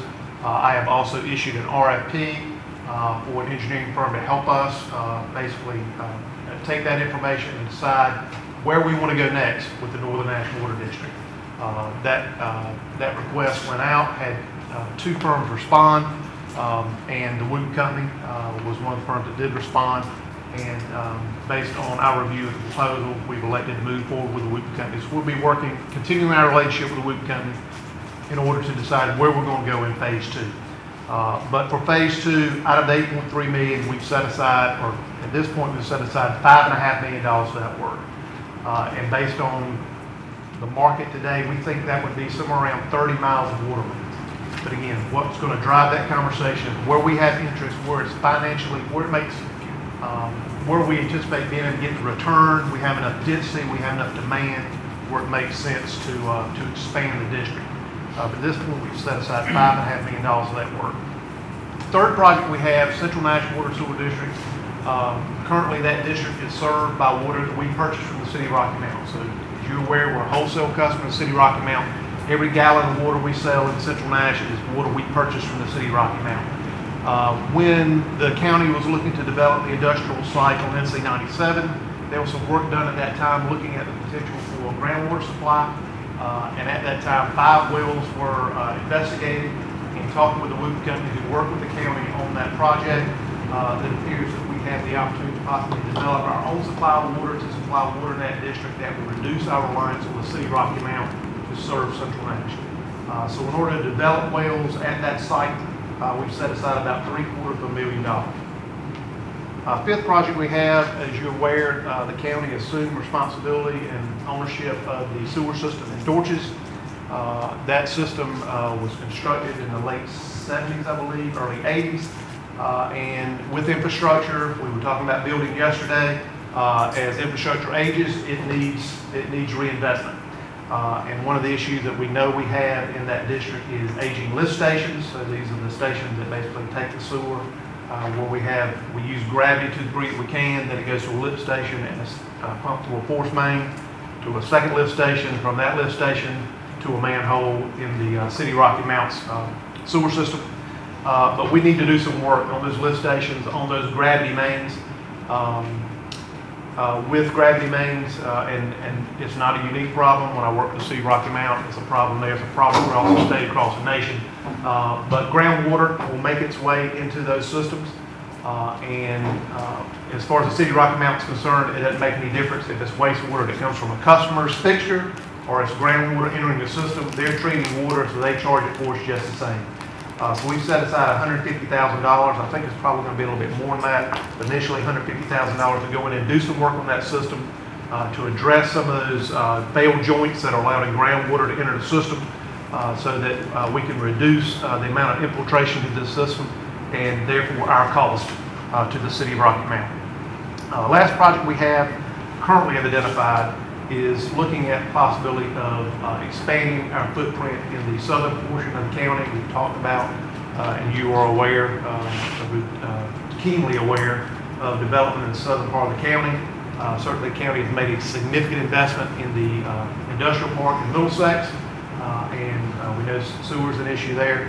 But water is a need that we know is going to exist in the southern part of the county, and we've set aside $1.15 million to further develop the water system in the southern part of Nash County to accommodate some of this residential growth that we're seeing. So that's the 5 projects that we currently have, and I'll be glad to answer any questions that you may have about any of those projects or any other project. Yeah. Yes, sir. On sewer, what is the plan there on expansion? Are you going to hook up with Rocky Mountain, or are you going to develop a sewer plant out here in the county? Are you looking at it that way? Are we looking at connecting to the City of Rocky That Mountain? you can handle the sewer. So we're currently connected to the City of Rocky Mountain, Yeah, both in Central Nash that's and where in you are Dorchester. now with Central and the Southern, but the Northern water system place in the northern part. Are you connected to the City of Rocky Mountain for treatment? We're connected to the City of Rocky Mountain for water, and we're connected to the City of Rocky Mountain for sewer. Okay, you got a whole bunch. Okay. Yes, sir. All right, future for the northern part of the county. Have you looked at possibility of Salem, Ableton, Possibility of Swift taking sewer to Creek, Salem. Swift Creek, That is Cedar not a Grove? request that I'm aware of. I'm not sure if that's something the county has evaluated in the past or not.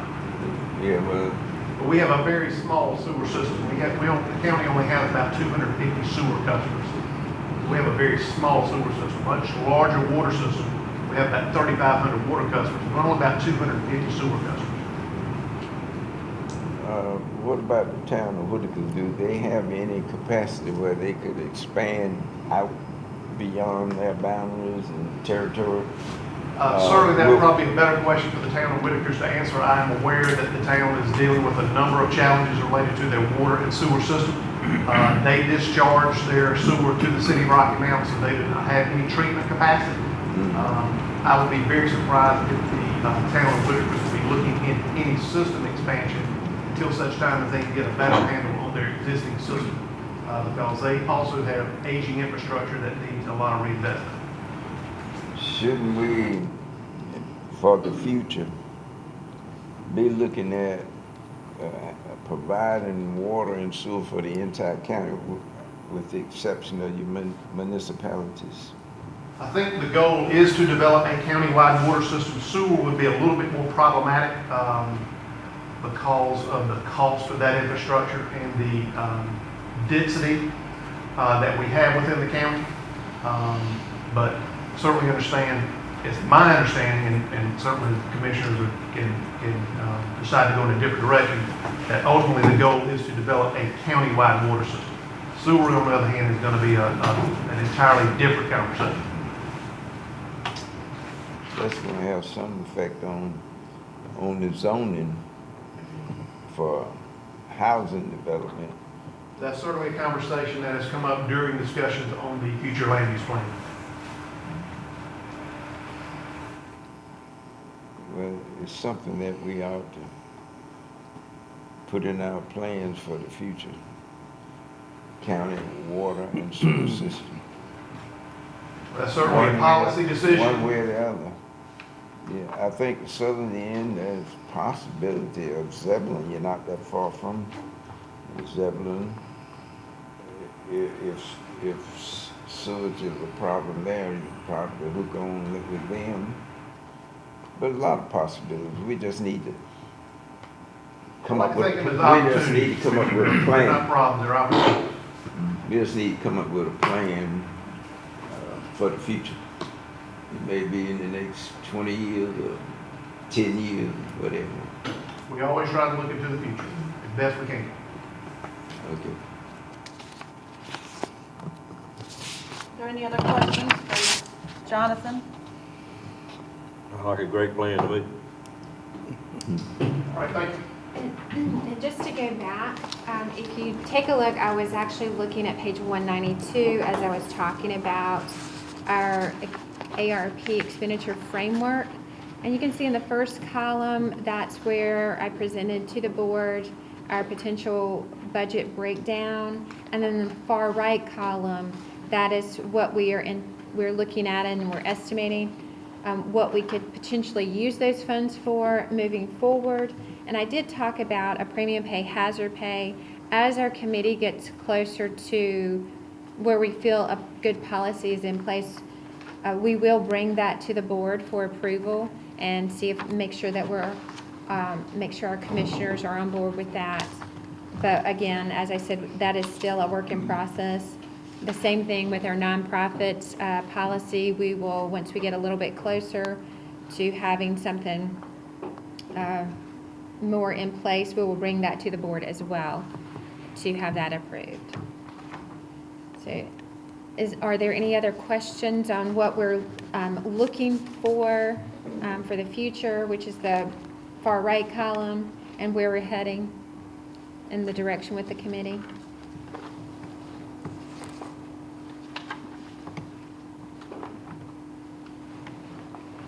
Okay, all right.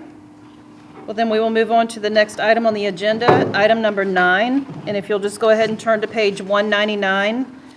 As you will recall, I did ask the board to do a little homework last night and take a look at this. Did you do your homework? Raise your hand if you've not.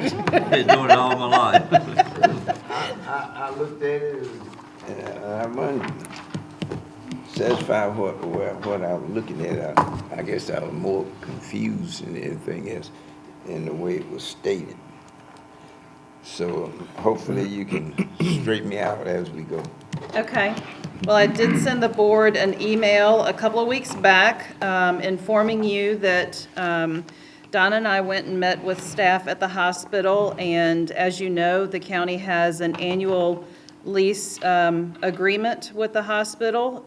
Your experience over the last several years has been a payment of $0 from the hospital on that agreement.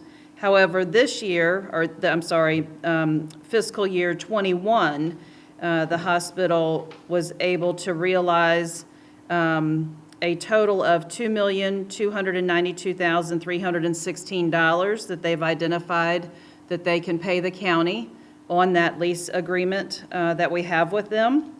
In that discussion, it was shared with us that due to money that the hospital received for the CARES Act, that figure, that almost $2.3 million figure, included about $1.55 million that was coming from CARES money that they received. We were asked if we wanted to not accept that portion of the money because it had been derived from CARES funds. And Donna and I quickly decided that we could certainly utilize those funds as we would have if we had received them as CARES dollars. So what I have provided at the bottom half of the page is a proposed way to spend that lease payment agreement that the hospital is getting ready to pay out to us the beginning of April? That's correct. The beginning of April is when that payment is due to the county. So you heard capital improvement requests from our department heads yesterday, and that is primarily what I worked off of to create this proposed budget. You'll see that we've got 2 ambulances funded. The other portion of the 911 dispatch consoles that we talked about, if you'll recall, another $500,000 of that is needed and is being paid, would be paid for through 911 dollars. But this $704,759 would be the remainder of that cost for replacing those dispatch consoles. We also have 2 EMS supervisor vehicles for $90,000. Chairman Davis indicated yesterday a desire to look into how we could fund the two-way communication system in the detention center that needs to be upgraded, and that is in this budget for $150,000. I do have in here the 13 in-car radios and 13 portable radios and the image laser scanner that the Sheriff's Department shared with you this morning. And that's why I did question him about those radios, about if they would be connected with new staff. I don't think that I would like to fund those in hindsight, so I have backed those dollars out. I've currently left the image scanner in, but backing those dollars out provides us with $132,993. And shoot, let's see. I could take you back to the CIP, and on page,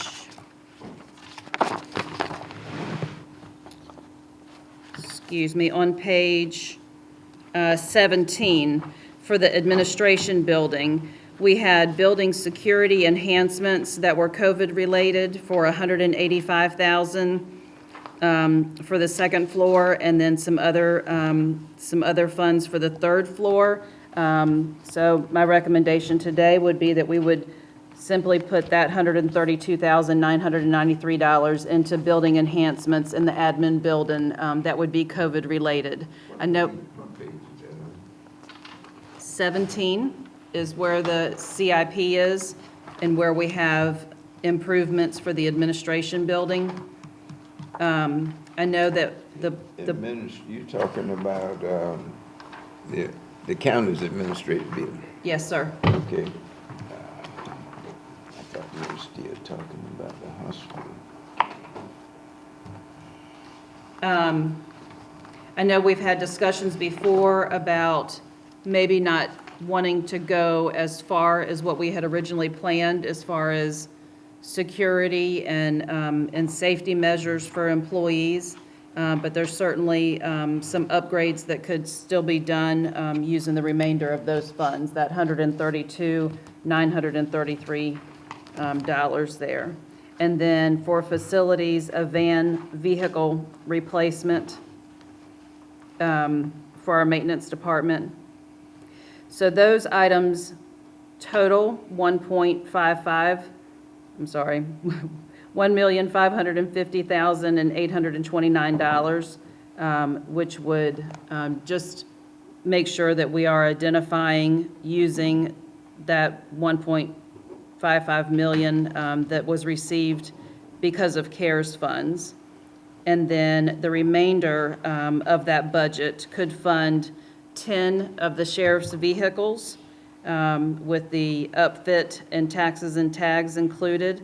I have had ongoing discussions with the sheriff's office, as he indicated, about a vehicle replacement schedule, and something that we could use ongoing. Our Emergency Services Department, our EMS, Scott Strufy, in his area, they have provided us with a very detailed vehicle replacement schedule that we shared with the Sheriff's Department, and they graciously put their vehicles into that same format so that we could see year after year what would need to be replaced. Of course, the 10 vehicles here does not equal the 18 that's being requested, but it starts to move us in the right direction. And then the 11th vehicle would be the one right underneath of it for the transport van for the detention center. And then we've got admin building, HVAC control replacements, and then the space needs study in this budget. So I wanted to present that to you and get your thoughts on what has been put into this budget to be funded through the money that we will be receiving this year for the hospital lease agreement. Stacy, you said you backed out the 13 in-car radios and 13 portable radios? I did. But it remains on his Yes. request still? Yes, Okay. absolutely. Okay. I just backed them out of this particular budget since we're actually going to receive these funds in the current fiscal year and would start spending them in this, and we don't know what that budget's going to look like next year as far as staff. Okay, thank you. I know that Nash Healthcare System leases that hospital from the county owns it. Do we have to put up any maintenance money for those facilities? No, sir. No, sir. Well, if we don't, that's what I thought, I just wanted to make sure.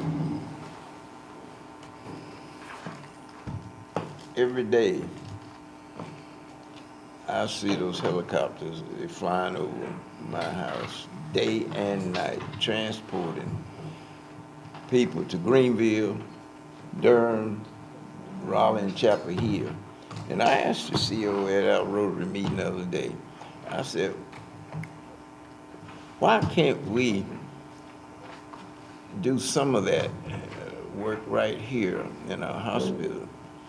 And some of the doctors, they go to Greenville from here to perform the surgery of whatever has to be done because it's not done here.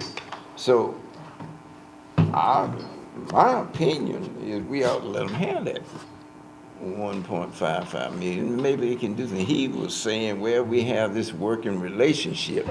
You heard him, Robert heard it was, he said, because you were there. It's fine to have working relationships in most anything, but I think it would be mighty helpful if Nash Healthcare System could do a lot of that, taking care of the health of the citizens here without having to transport those 4 places that I'm talking about. Because I know my wife, when she had a stroke, and they rushed to Durham before they said it was going to get to the brain. So I asked them, I said, can't y'all handle that here? Nope, we don't do that. And said, we'll have it there in 15 minutes, which would turn out fine. But I would just love, this is personal, I don't know how you all feel, but love to see us be able to do a lot of that treatment and things that need to be done right here in Nash Healthcare System. I understand your point. Of course, that's not a charge this board has. I know, but I was just saying that Sure. instead of taking the money because we are leasing it to them, Right. let them have it and improve the healthcare. That's my That I don't know that I could agree with. I know it's money that we can use, and Right. naturally we are concerned about Sure. tax value, Yep. the rate, tax rate, not tax value, the tax rate. Mm-hmm. Yeah. And we've been good at not raising taxes, and I know we want to continue that. But it's something we ought to weigh Understood. and not hold them to it every year. Ms. Leggett, are you caught up with where we are, what we're discussing? That's what I was just asking Dan, what we're discussing right now, because I might. You're on page 199? Right? Okay. Yes. Where do you want me to start? Do you want me to? I think what you just need to know is, we're talking about the money we got one time this year or gonna get from the hospital. And what this list is a proposed use for that $2.2 million. And that's what we're discussing, which is that bottom chart down there. Well, I mean, I think it's wonderful that we're getting a lease or some payment back from the hospital. I think it would be great to be able to support health needs in our community, health-related items, especially supporting primary care type efforts in our community, like through our health department.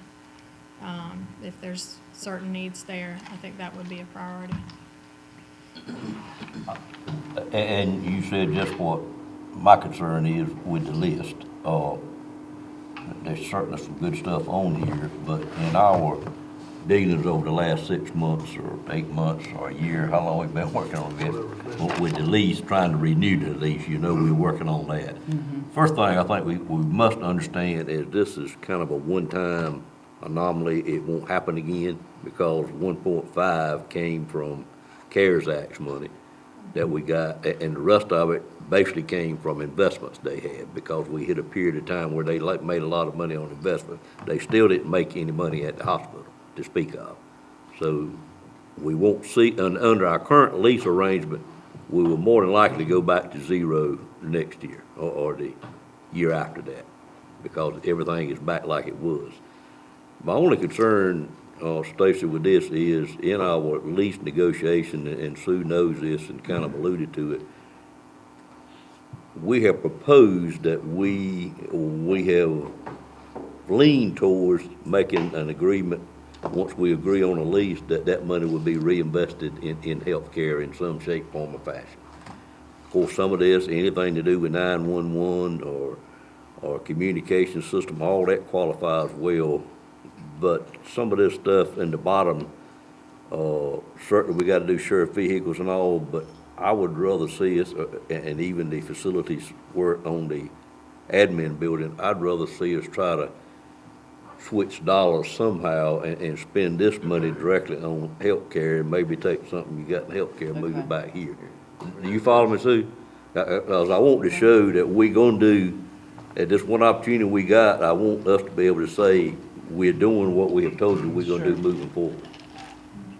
Okay. Well, that's right along the line of what I was talking about, and you kind of mentioned too about spending that money on healthcare. Right. Well, we're gonna get by a lot better with the commissioners at the hospital if we make that commitment. It's gonna be an easier negotiation for the lease, I think. Well, if you go back to the health department and other areas that are health-related Sure. items, then we should be able to. You can do it. use that money. Just try to trade dollars around. Will do. But I guess for me, the bottom line is, regardless of where we use it, I agree with the chairman's comments, but you're looking at a little over $2 million that would go against that initial shortfall of about 20 million. Now it's 21 million plus because of the 25 detention officers. So that 2 million plus from that 21 plus reduces that shortfall to 19 million is what we're faced with now, roughly. And we got to use, you got it turned right, capital items. It must be a one-time expenditure we put this money on, because it won't reoccur. It's gonna reoccur if we're successful in negotiating that lease, but I'm not sure it's gonna be in this dollar amount. Right. If you look at that shortfall, and I know we'll figure out a way to do this, but if, just make the math easy, 20 million, that's a 25-cent property tax increase. That's what we're looking at. Anybody got any No. taste for that? Okay. Thank you. That's what it indicates. I guess, first of all, the county manager and the finance director made the decision to accept the money. That's what you stated. No, Right. it kind of sounded like she said that, but this is a lease in place. Mhm. It's current operating lease. They didn't agree to take the money or not take the money. It followed the lease. What they may have agreed to do is not alter the lease, which they really can't do anyway. We would have had to alter the lease. But if we left it alone, it didn't Stated have we to had the come. option either, let them keep it or we receive it. The board has that option, yes. Right. So the board was supposed to make that decision. The board, if we change that lease, the board would have to make the decision. We left the lease alone, so there really was no No, I'm talking, decision to make. accepting the 2 million. Yeah, but that's, it was in the formula, it had to be in the formula of calculating what we were owed at the 4% of profit. Yeah, but The hospital made a point to let us know that some of their profit came because they had CARES funding. Mm-hmm.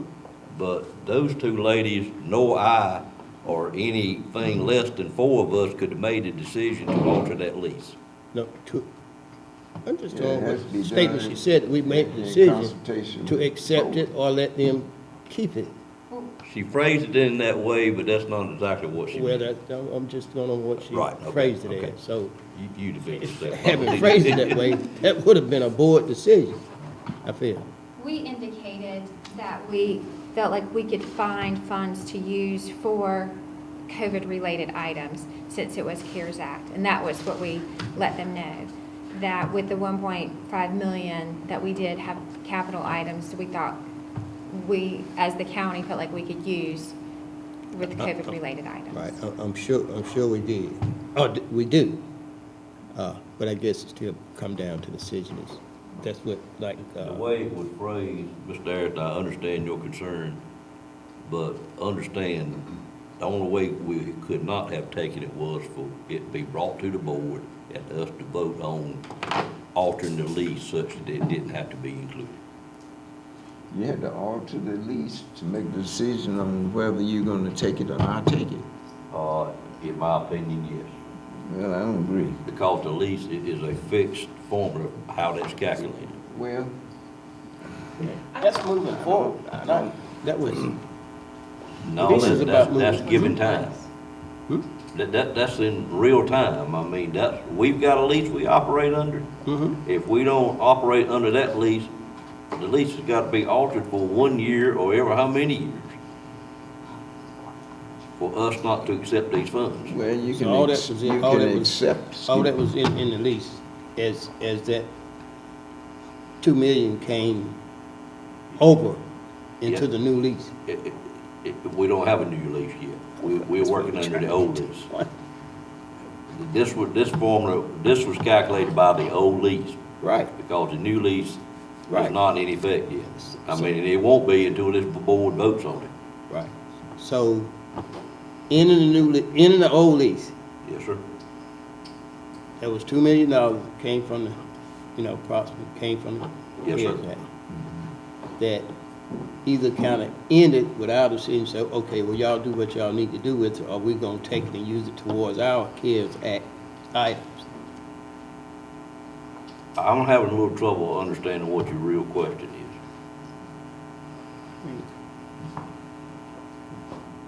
If you're saying we have a lease in place, that lease showed that. No, we doing on the old, sound like we in the old, Well, in the we're old, definitely in the old lease. right, They made the calculation Right. just like they do. They'd always Right. come to the finance director and go over it with Right. her. And and then they said at the end of, that we got $2 million that they didn't, that was part of CARES Act. that they owed us. Right, Right. so that's what I'm talking about, this is, that they Okay. owed us from the old lease. All right. So now the board making a decision, but it sound like I said, going back to the statement that we would make the decision whether we're gonna take that balance and use it towards our CARES Act or whether we're gonna let them use it towards theirs. They could not have made that decision. That Not would yet, have right. had to been a board decision. Right, that's what point, I agree with that statement 100%. right. So, And did the board make that decision? my point is, that if we operating under the old lease, We are. and we have to take the money, but we don't have to change the lease in order to fund it back to them. We can, a board member could make a motion, and if it gets a second, to give the money back to them. Yeah. That's another way to accomplish what I think your question may be. Yeah, I don't quite understand. Why would we want this? It's money they owe us based on the lease. That's right. Why would we want to just say, well, we don't want our lease money out? We ain't had none in years. as long They as haven't it's paid us, used. how many? 7 years. So now they got $2 million they're willing to pay us. Why not take it? I mean, they Especially already, since you're gonna use it on health-related items, which I think was. does that lease say we've got to use it on Yeah, we're gonna use health-related it on items? health-related items. That lease don't say, does it say we got to use it on health-related items? I don't see why The we, current lease does not say I that. don't see why we don't take the money and use it what we want to. We can. That's up there. That was. But the hospital board. Getting off track here. The hospital board, Excuse me. kind of suggesting that maybe you use it in healthcare. And we ought to. Not really. I'm saying, in the work Sue and I and Vince and Stacy of late, since she took the job, Z was in it for a long time, we're trying to get a much better lease for the taxpayers of Nash County. And in the negotiations for that, we have suggested that we would be willing to consider bringing it to the board to make a commitment to use it for health care. All right, and I certainly hope we do. Okay, all right. But it's not in the current lease, to my knowledge, is it? It doesn't mention it. Yeah, I understand that. Right. But I'm just saying, but I thought you made a comment that we had to accept it based on that. Yeah. We couldn't just let them have it. But This board could let them, could vote to give it back to them, sure. that's fine. I hope that would That's happen, where I but was. it could happen. The point is, you That's got all. enough health-related items to eat up the $2 million. Why wouldn't you spend it on health-related items? It It just, just seems to be a simple solution. to well, that. it's a good gesture for what's coming in Yeah, the future. because you're trying to maintain that relationship. And evidently, for one time in 7 years, they've made some money. They've not made any money. Well, they made it off investments, you see it. They And made it off they money, made $1.5 million and- because the government give them that free money. They gave them that money. Well, Anyway, The seat that you're holding wouldn't allow you to say, free money, sir.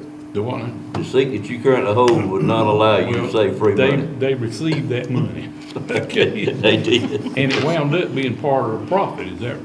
It is the majority of the Okay, profit. well, let me say it the right way then. Yeah. But anyway, I just don't, I don't. That damn my necessarily point of see why trying we to just- use it for health-related stuff is to set the tone moving forward. I understand, and that's what we're willing to figure out. We've got Right, I enough mean, it's health-related an items to easy use. thing for these two ladies to go back and look at putting this money here and taking that money and putting it here. It's a simple Right. exercise, I think, I hope. Which would be simple. our debate is not whether we can use it or whether they can. The thing is, the process of whether the board should make that decision that we either gonna use it for our needs or we're gonna let them keep it. That's the basic. And that is Process. absolutely correct. It is a board decision. Right. That's all. Okay. All right, I hope we cleared that up. You're willing to go back and try to work it Absolutely. back towards health? Absolutely. Okay. Gwen, if you got something on your mind, say it now. I'm intended to agree with Commissioner Arrington because I think everybody's missing the point here, I think, because we have a contract with the hospital. The hospital has this $2 million plus that they are willing to give back to the county. Well, it's not a matter of willing to be back. Well, it's They due gotta back leave. to the county That's then. correct. It's They're obligated due to back the county. to the county. Right.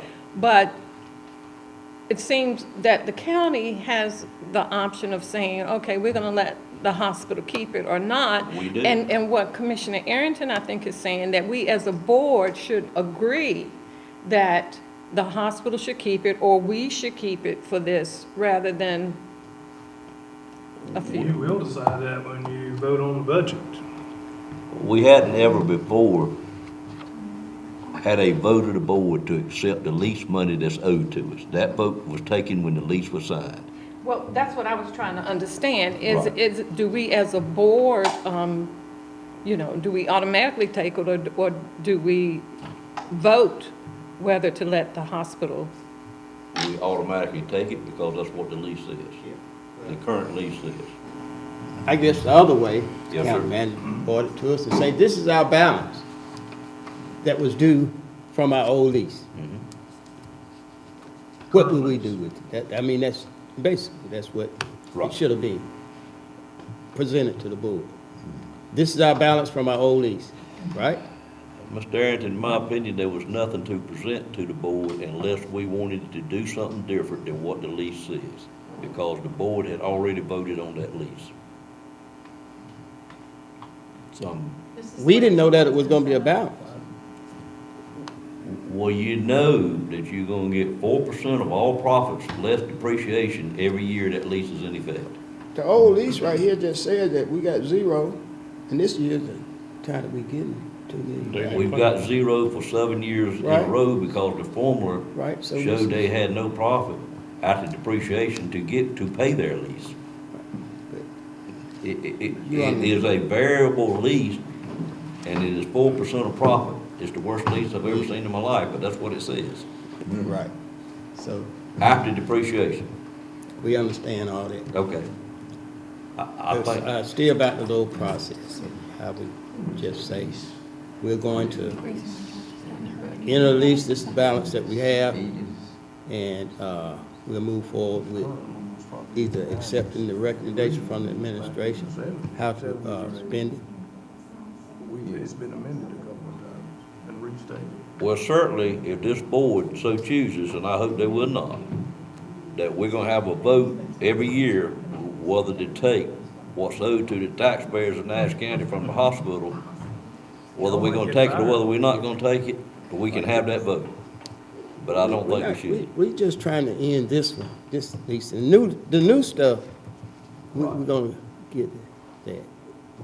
Are we close to being good? I mean, we can keep talking about it if you want Right, to. we getting, I hope we getting close to being good. Like I said, based about the process of whether we gonna, I how we can gonna just tell spend you the that $2 million that's whichever left. one of these ladies Yeah. said what's bothering you, they didn't really mean it that way. They didn't decide which, that they were gonna take that money or not take that money. Well, Right, the only reason the I have- discussion came up was because it was CARES money. Right, And naturally, the hospital, in their wisdom, asked, do you want us to leave out, do you want to follow your formula, or do you want to give us the CARES money back and then recalculate the formula that we got, which would eliminated most of what we got? And they, in their correctness, wanted to follow the formula, because they had no authority to do anything but that. okay, that's where it should have been explained. I apologize, I misstated it and All right, created confusion. okay, Let's move on. Can we move on? yes, sir. Go ahead, ma'am. Okay, so the next item on the agenda is commissioner discussion for capital improvement priorities. So if I can just take you back to, I think we were at page, I think it's around 16. Page 16 is where department heads went through their capital item request for next year.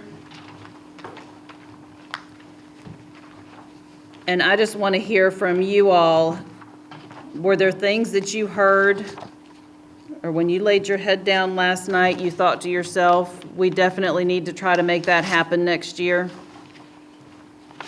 On, One thing, from our IT department, that the backup solution upgrade That's one of the most important things that should be funded. Because that includes our security, and it just gives us a heads up on everything that we do. Fire.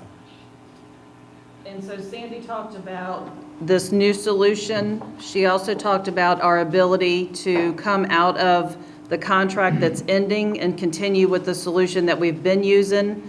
She stated that we already have the hardware and the software in place. It would be $16,000 annually to move forward with the current solution. So am I hearing that we prefer moving to the new solution rather than staying with the current solution? I'm hearing that we would like to hear a management recommendation Okay. on all of these, is what I think. That's what I'd like to hear, but what do the rest of us want to do? Absolutely. Okay. I mean, this board normally. You're gonna have 7 people, gonna have 7 different views. Right. So In my the opinion on management team needs to come back and make a $16,000, you can recommendation. keep what you got next year, and you can do that for 10 years. Where this is gonna cost you $165,000 for 3 years. It's a management, that's why everything on here could be the same way. Well, it is. I mean, and I think each board member moving forward over the next week or two, if you got something that really enlightens you here, let the manager know. But at the end of the day, the management team has got to bring us a recommended budget that fits in the fits in the revenue. We understand. The manager asked. She went to this Well, I page. understand. She went to You're this right, she page did and ask. said, Okay. Well, we don't have to have this Sir, discussion at all. Well, we can, if that's what you so choose, but I don't think you're gonna know any more at Okay. that than Right. you know now. Okay, You all gotta right. watch what you say.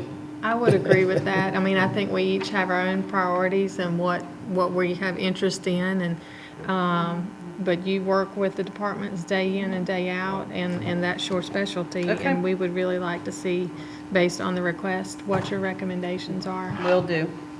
Will do. But- Your recommendation, we'll come back again, we'll debate it. But seriously, over the next period of time, get in touch with her.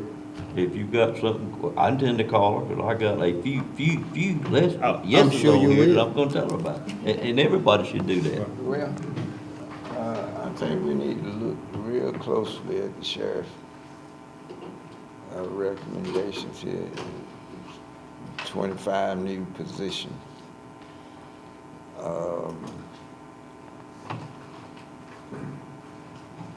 In my opinion, I think we do really need to look at that, whether he can get by getting the job done without having 25 new positions.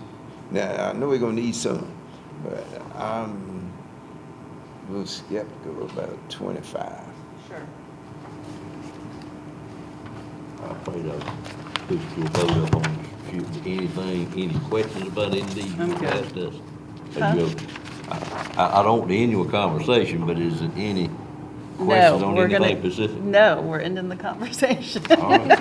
Be that way. I would like to move forward. Can I say something? I kinda like that. The plan you have, you come up with this plan, I reckon, if whatever vehicles each department's got, EMS, or Sheriff's Department, there needs to be a rotation. We ought not even have to talk about it, really. It ought to be in the budget. If you got 60 vehicles and you need to replace them every 5 years, then you get 12 every year. Yes, sir. And it's a given. Right, that's what we're moving towards. That's the goal, is that we get on a fleet replacement schedule and we stop having the discussion about vehicles. We need them, we operate with them. It's an expense that we have to address every year, and we just need to get on a schedule, figure out what that schedule needs to be, and not have the ongoing discussion. Unless there's some severe economic situation Sure. that we have to do differently. I agree. Yeah. And we've been encouraging that back to the Dick Jenkins time when he was sheriff, Okay, to do that exact thing. okay. Well, that's the direction we're heading in. Okay? But when you get through doing the math, a car probably ain't gonna be wore out at 100,000 miles. It's probably gonna be wore out at something to be able to fit the math. Right. At some amount more than that. Right. Go ahead, man. Okay, we are going to ask for Jonathan Boone. So on page 201 is the agenda item for the Nash County fee schedule change or proposed change. And Jonathan, if you don't mind sharing information on that. Right, and after, I don't know if you have that information with you, but after he does the fee schedule information, we also want Jonathan to follow up on what we didn't have him cover yesterday, which was his position and salary reclassification. I do have that. Okay, good.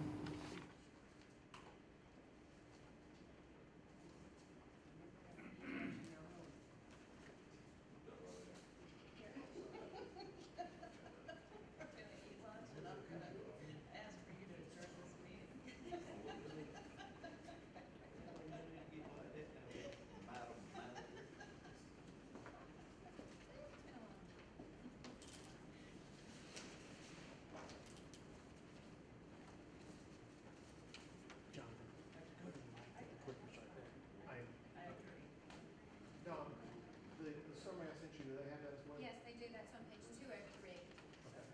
To supplement the handout I just gave you, if you'll turn to page 203 in your notebooks, there's a little more information there that will augment the information I have to share with you. So I have several items that I'd like to review with you regarding our utility fee schedule. And first one I'd like to talk about, and so this is a handout you have, but I also want to put it on the screen just in case there was some confusion, I could go and point to it. So the first item I'd like to bring your attention to, so the utility department provides contractors, in some cases homeowners, the opportunity to use, to purchase bulk water from the county. We've had contractors, say, doing work on telecommunications work, use boring rigs, things of that nature. They need bulk water, and in some cases, they buy that water from the city, depending on where they are. In some cases, they buy that water from the county.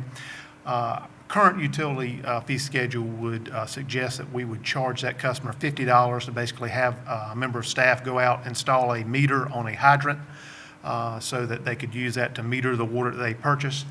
And the amount of time and effort that takes, the investment the county has to make in those meters, calibrating those meters, we're recommending that we revise that fee from $50 to $150. So that's the first item I have for you. Are there any questions about that? I don't want to give you too much information and confuse you, but that's one of our more straightforward items. Do you happen to remember what Rocky Mount's fee is? I do not.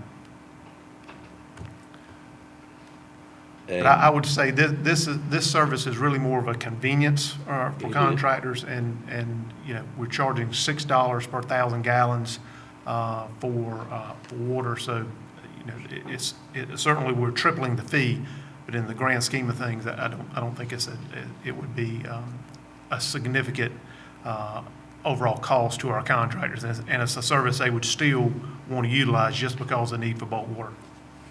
And you pay the fee plus the water that you use? Correct. Yes, sir. When you $6 get per through 1,000 that. gallons. Okay.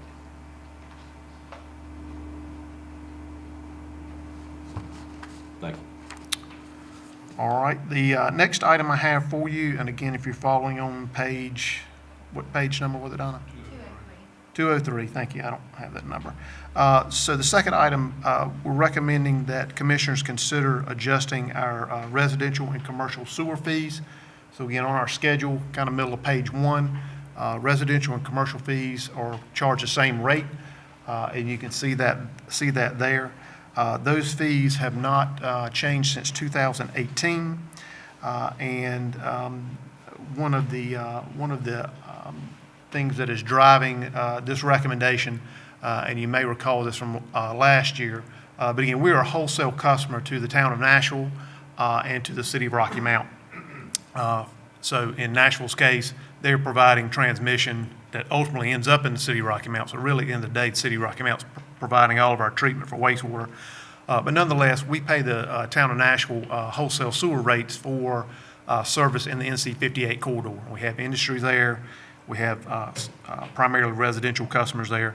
But the town of Nashville increased their sewer rates about 36% last year. So you may recall that generated quite a bit of conversation in the town of Nashville. I know we've got at least one town of Nashville sewer customer with us today. Maybe you could speak to that a little more in a little more detail. But I am recommending that we increase our sewer rates. One, increase our base charge. We currently have a base charge of $20, whereas our base charge for water customers is $30. That we go to a similar rate for sewer customers, so from $20 to $30, so it'd be the same regardless of the utility. And then two, increase our tier rates by 50 cents per 1,000 gallons.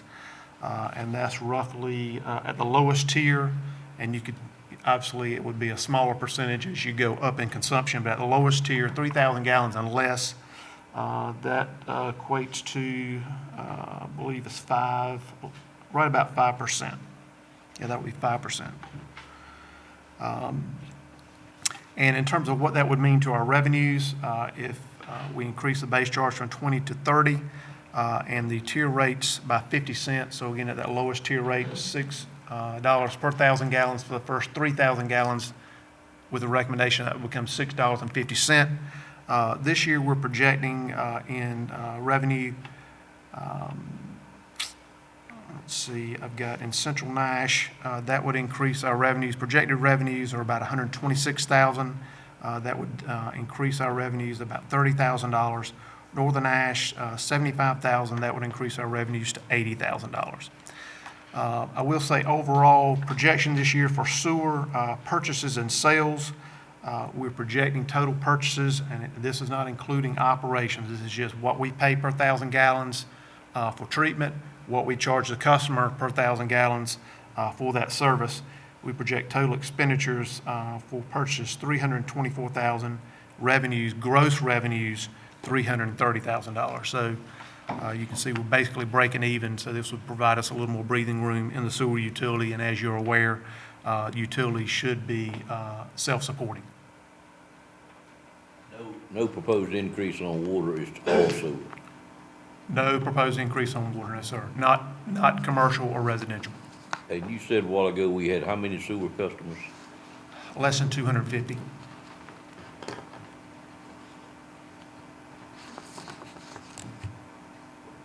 All right, any questions on that item? What's the average usage? Residential. What's the average usage? Gallon. And what type of increase will we get? Well, so within this. Average monthly use, I guess. I'm sorry? Average monthly use. Average monthly use. Well, naturally, that's going to differ between a residential customer and a commercial customer. Residential customers typically going to be around four units, 4,000 gallons. I shouldn't say units because that means different things in different places. So for us, about 4,000 gallons, between 4,000 and 5,000 gallons per month. So that's an increase of what? Okay. Next item I have for you is the industrial water rate. So Chairman Davis asked about water fees, not recommending a adjustment to commercial or residential water fees, but I am recommending that the county consider adjusting our industrial water fee. And primarily this would impact our industrial customers in the NC 58 corridor, which I mentioned we're a wholesale customer of the town of Nashville and the city of Rocky Mount. In this case, for water and sewer, we're talking about the town of Nashville. In addition to the in excess of 36% increase in sewer last year, the town of Nashville adjusted their water rates a little more than 8%. So to reflect that increase in that particular district, I'm recommending that we consider increasing our industrial water fee 50 cents per 1,000 gallons. Industrial water sales this year, I project 84,000. If the increase were to be implemented with 50% increase per tier, that would increase projected sales to projected revenues to 91,000. Roughly the same percentage as the proposed increase. Any questions about that item? we're basically taking the increase that we incurred from the town of Nashville, and we're passing that on to our customer. Do you mention that when we approve the budget, or do you not mention that?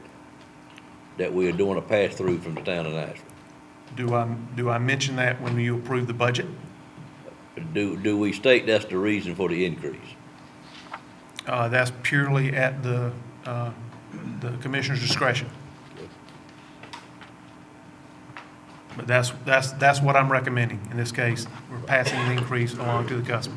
And this happened late in the budget cycle last year. Right. Which is why that fee change did not take effect, or I did not recommend that fee change for consideration effective July 1, 2021. Okay. And I will continue to stay in contact with the City of Rocky Mountain Town of Nashville to make sure, of course, they're going through their budget process right now, just like we are, Sure. to make sure there's no anticipated increases for FY '23. Now, I will say, I know, and I think I mentioned this to you, Chairman Davis, that that the City of Rocky Mount is having conversations about a rate study for their water and sewer utility. Right. And I fully anticipate once they make their way through that study, they're going to Have an increase. strongly consider increases for their water and sewer utility. And when that time comes, we'll obviously need to revisit our fee schedule. Right. Okay.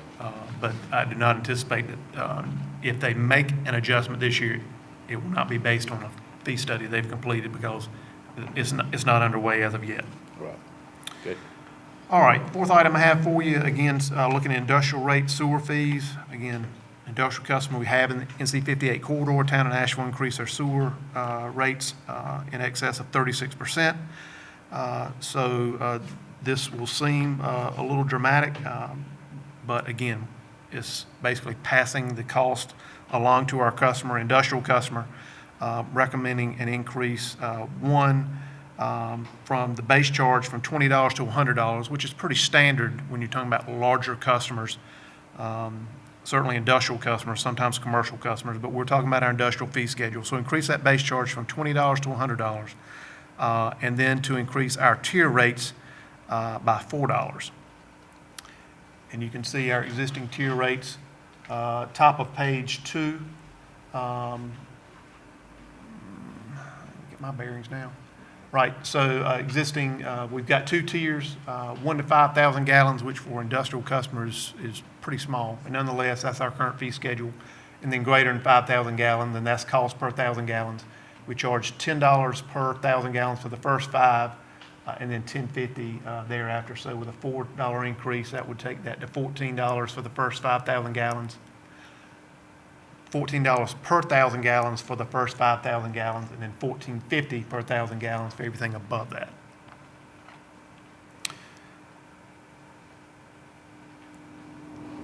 I know we're concentrating this on the 58 corridor, but do we have any commercial users in Central Nash? Well, again, this is on the industrial fee schedule. The commercial customers are billed based on the commercial and residential rate. I used the wrong word. Do we have any industrial customers? No, sir, not yet. In Central Nash, okay. Love to have some. Right, gotcha, Love to have some on 97 near I-95. gotcha. Okay.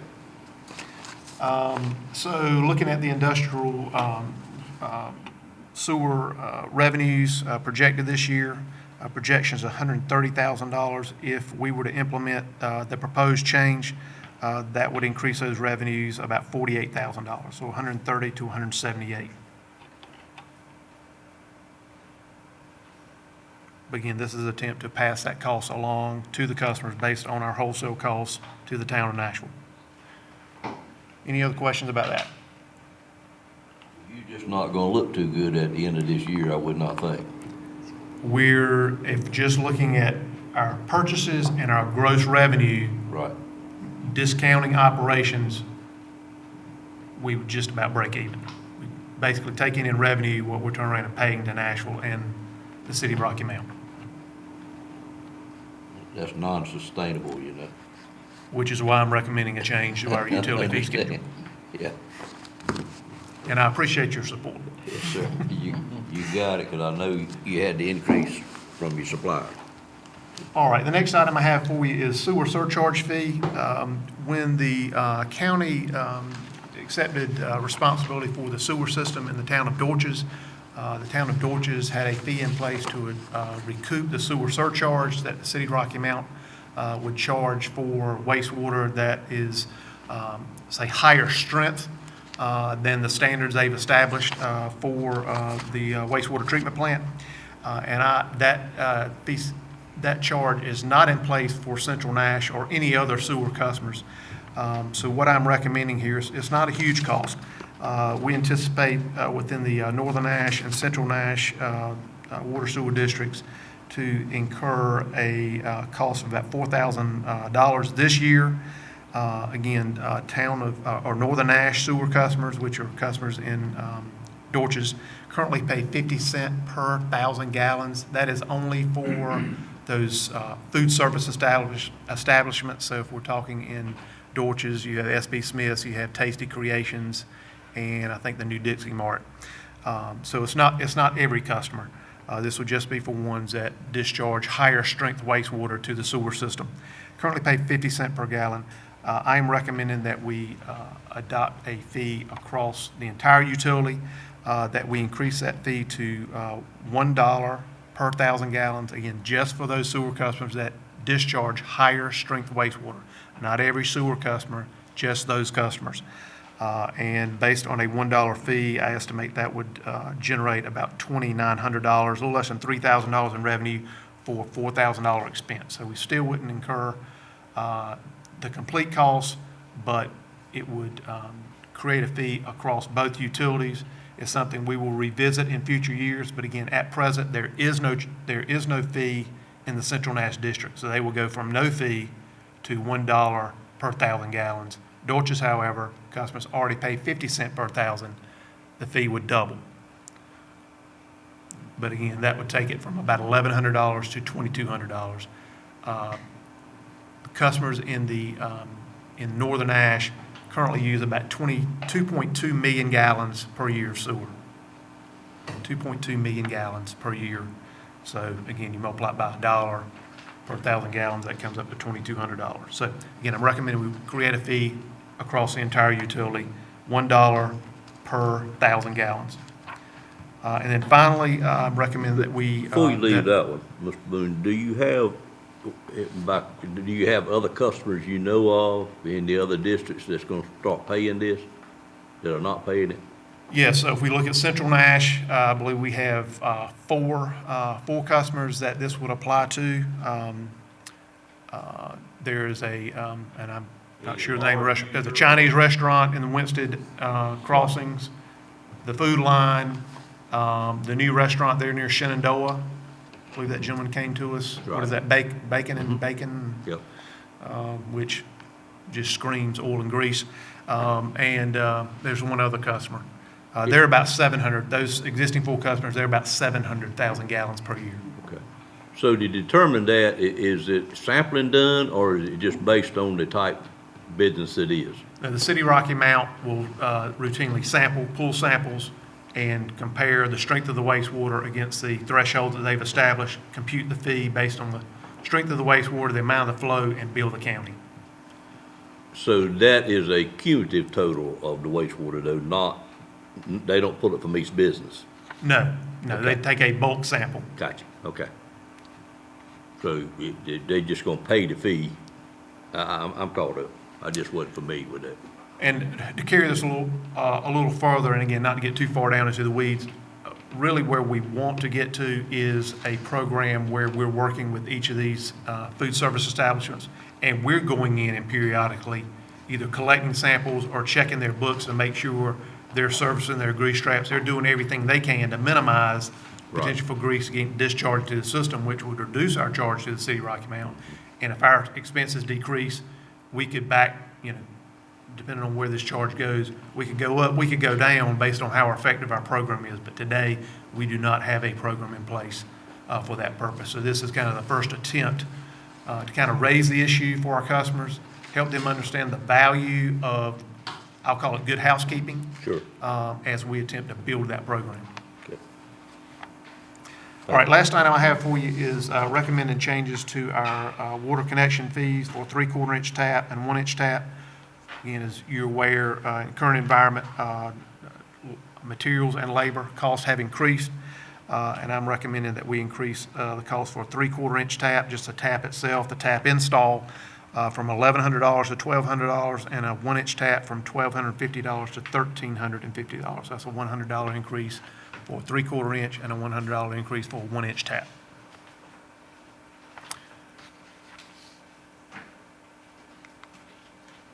And that's identified there. So any questions about any of those recommendations? What do we do to notify our customers of an increase like this, if anything? Other than the public hearing that the commissioners hold, so that's certainly one way we communicate that information. We post our fee schedule on our website. I would say that the difficulty, like with the connection fees, Yeah, you wouldn't know that. right, those are customers we don't currently have unless we're talking about the development community, a developer who's maybe developing some road frontage lots. If they're developing subdivisions, they're going to put in the water mains, they're going to put in the taps, so they would be doing that at their own cost, so they would not incur Sure. that particular expense. But the primary vehicles would be through the public hearing and by posting our fee schedule on our website. Okay. I think I just asked, like, on the, bulk user of sewer, since there's probably only one or two that we might let those customers know. Certainly for our larger customers, industrial customers, we would want to give them a heads up. Okay. Once we have a sense of the direction the board Gotcha. may be headed, Okay, that's all I'd ask. so they can plan accordingly. Right. Thank you. Any other questions for Jonathan? If not, I'd ask that you turn back to page 25. Yesterday, if you will recall, we were trying to move ahead to meet a deadline at the end of the day. And so I asked Jonathan to hold his sharing of his request for a new position with you until today.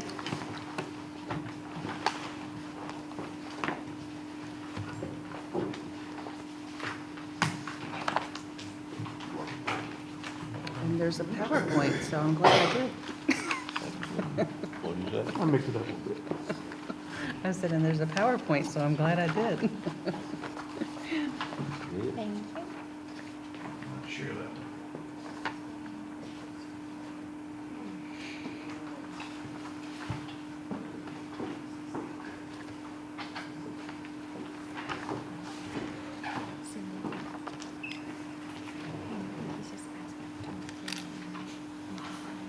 Okay, so appreciate the opportunity to talk to you about personnel requests we have within the department. Now, one thing Stacy had mentioned, we do have one request for a new position. I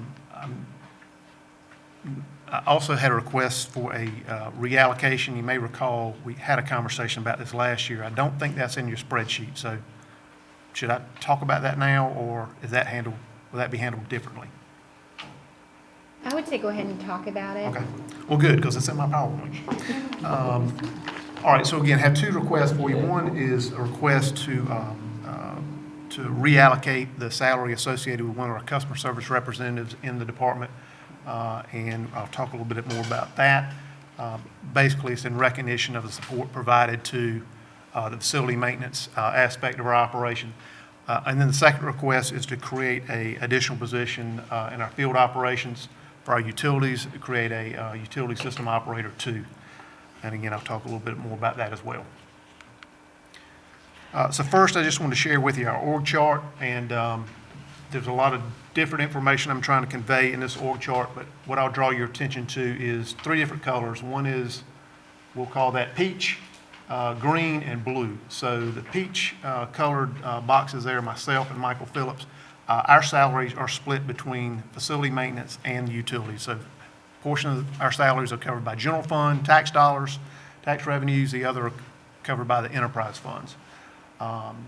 The green blocks there are positions that are 100% funded by the enterprise fund. And again, I'm wanting to talk to you about one of those today. And then the one I've got highlighted as new request, that position would be 100% funded by the enterprise fund. And then all the positions you see there in blue our facility maintenance staff, our custodial staff. They are 100% funded by the general fund, so tax revenues, and they are in blue. So that is the current structure of our department. So again, the first request I have is the reallocation. It's actually position number 1207.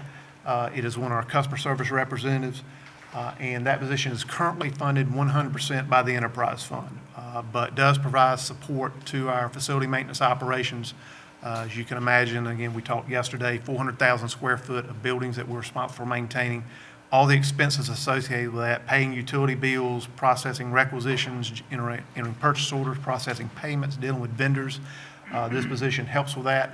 And what we'd like to do in recognition of that is fund a portion of that position through the general fund. We'll remind you, we did create an additional customer service representative this past fiscal year. That position is funded 100% by an enterprise fund. It's currently vacant. We're recruiting that position, hope to fill that in the not-too-distant future. But that position would remain as workload is increased. We saw the need for that position. And again, between the utility and facility maintenance, the existing position 1207 will continue to serve in that capacity, but we're recommending that the salary for that position be reallocated. And the percentage we're recommending is 65% by the facility, 65% charged to facilities, which would be general fund, 35% charged to the utility fund. Any questions about that? All right, the new position we're requesting, again, is a utility system operator 2. And if you remember from or if you're looking at the slide back to the org chart, we currently have 4 full-time positions, 1 part-time position in our field operations. That staffing level dates back to December 2018. I believe that's when we added an additional technician. And we'll remind you that our current utility system prior to the addition of Northern Ash was just shy of 200 miles of water mains, 11 miles of sewer mains. And then we also provide, as you're probably aware, operational support for the town of Red Oak. They own the system, but contract out the maintenance to us. So we have that responsibility, which is about 14 miles of sewer mains and 2 lift stations. With the addition of Northern Ash, so we've added about 50 miles of water mains. Again, we've acquired 2 water supply wells. We're looking to develop 2 more, as I mentioned earlier today when we were talking about the ARPA projects, and also another 1.5 miles of water mains. And the number of water customers, which again is the largest portion of our utility, with Northern Ash coming online, has increased from a little less than 3,000 to a little less than 3,500. So that's about a 17% increase. So because of all the additional infrastructure we have, the additional permitting requirements that come along with operating water supply wells, we are recommending that we add an additional position. This position would help with that permitting work. We have to pull water samples, compliance samples routinely for those water supply wells, which we'll be using to serve the district. And we recommend we create the position at a pay grade 62. Again, if you look back at that org chart, that's between our senior utility system operator and our field staff. So that range is $36,641 to $55,000, roughly $400. I wanted to share this with you. One, it just kind of gives you an illustration of the growth of the water system, and the area here is Northern Ash. So again, this is about a little less than 200 miles, 58 Central Nash, down to Bailey, and this was the 50 miles. I really want to provide this because something I've talked to the board about before is we're continuing to work on building a GIS system that will, as you see here, basically give us one source of information for the utility system as it stands today. We have to rely on paper, but we're continuing to build this mapping, working on it as we speak, and the AIA grants that you may remember approving are also feeding into this system. So I just want to share that with you so you know that we're still working on it. And with that, I'll be glad to answer any questions you may have.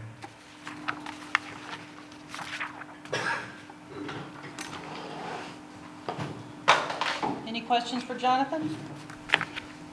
Mr. Boone, nothing to do with your presentation, but with the increase in water lines being put in, throughout the county by private developers that we will be taking over.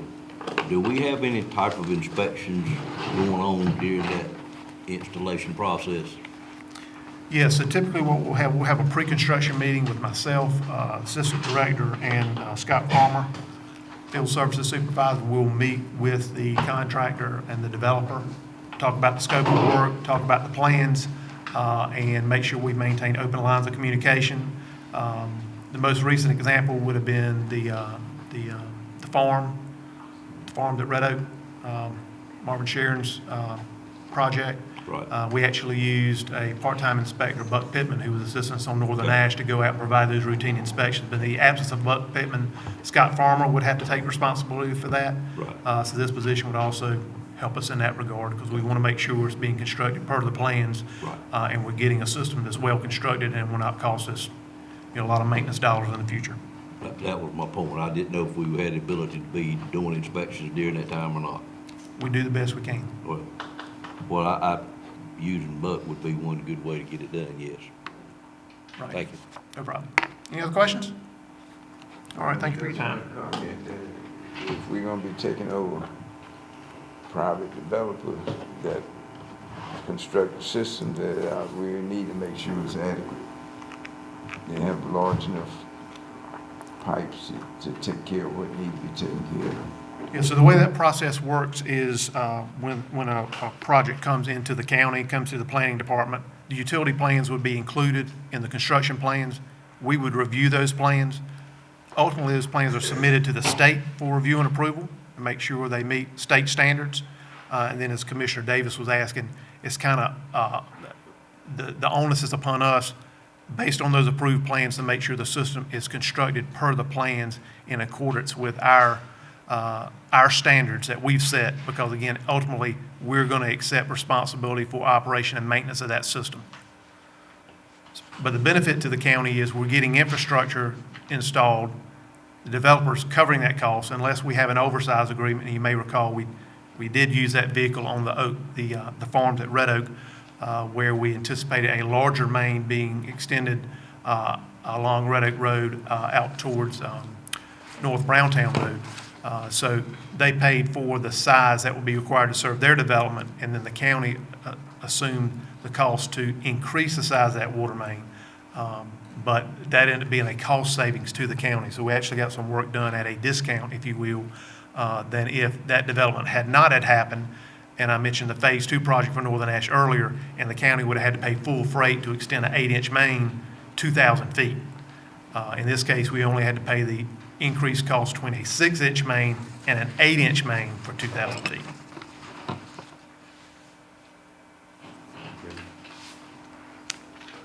Any other questions for Jonathan? Okay. Well, we are going to go ahead and take a break for lunch. We have one item that we need to come back together for. It's a closed session item. And closed session item? Yeah, I know. Okay. All right. Now I thought you were looking at what's left on the agenda.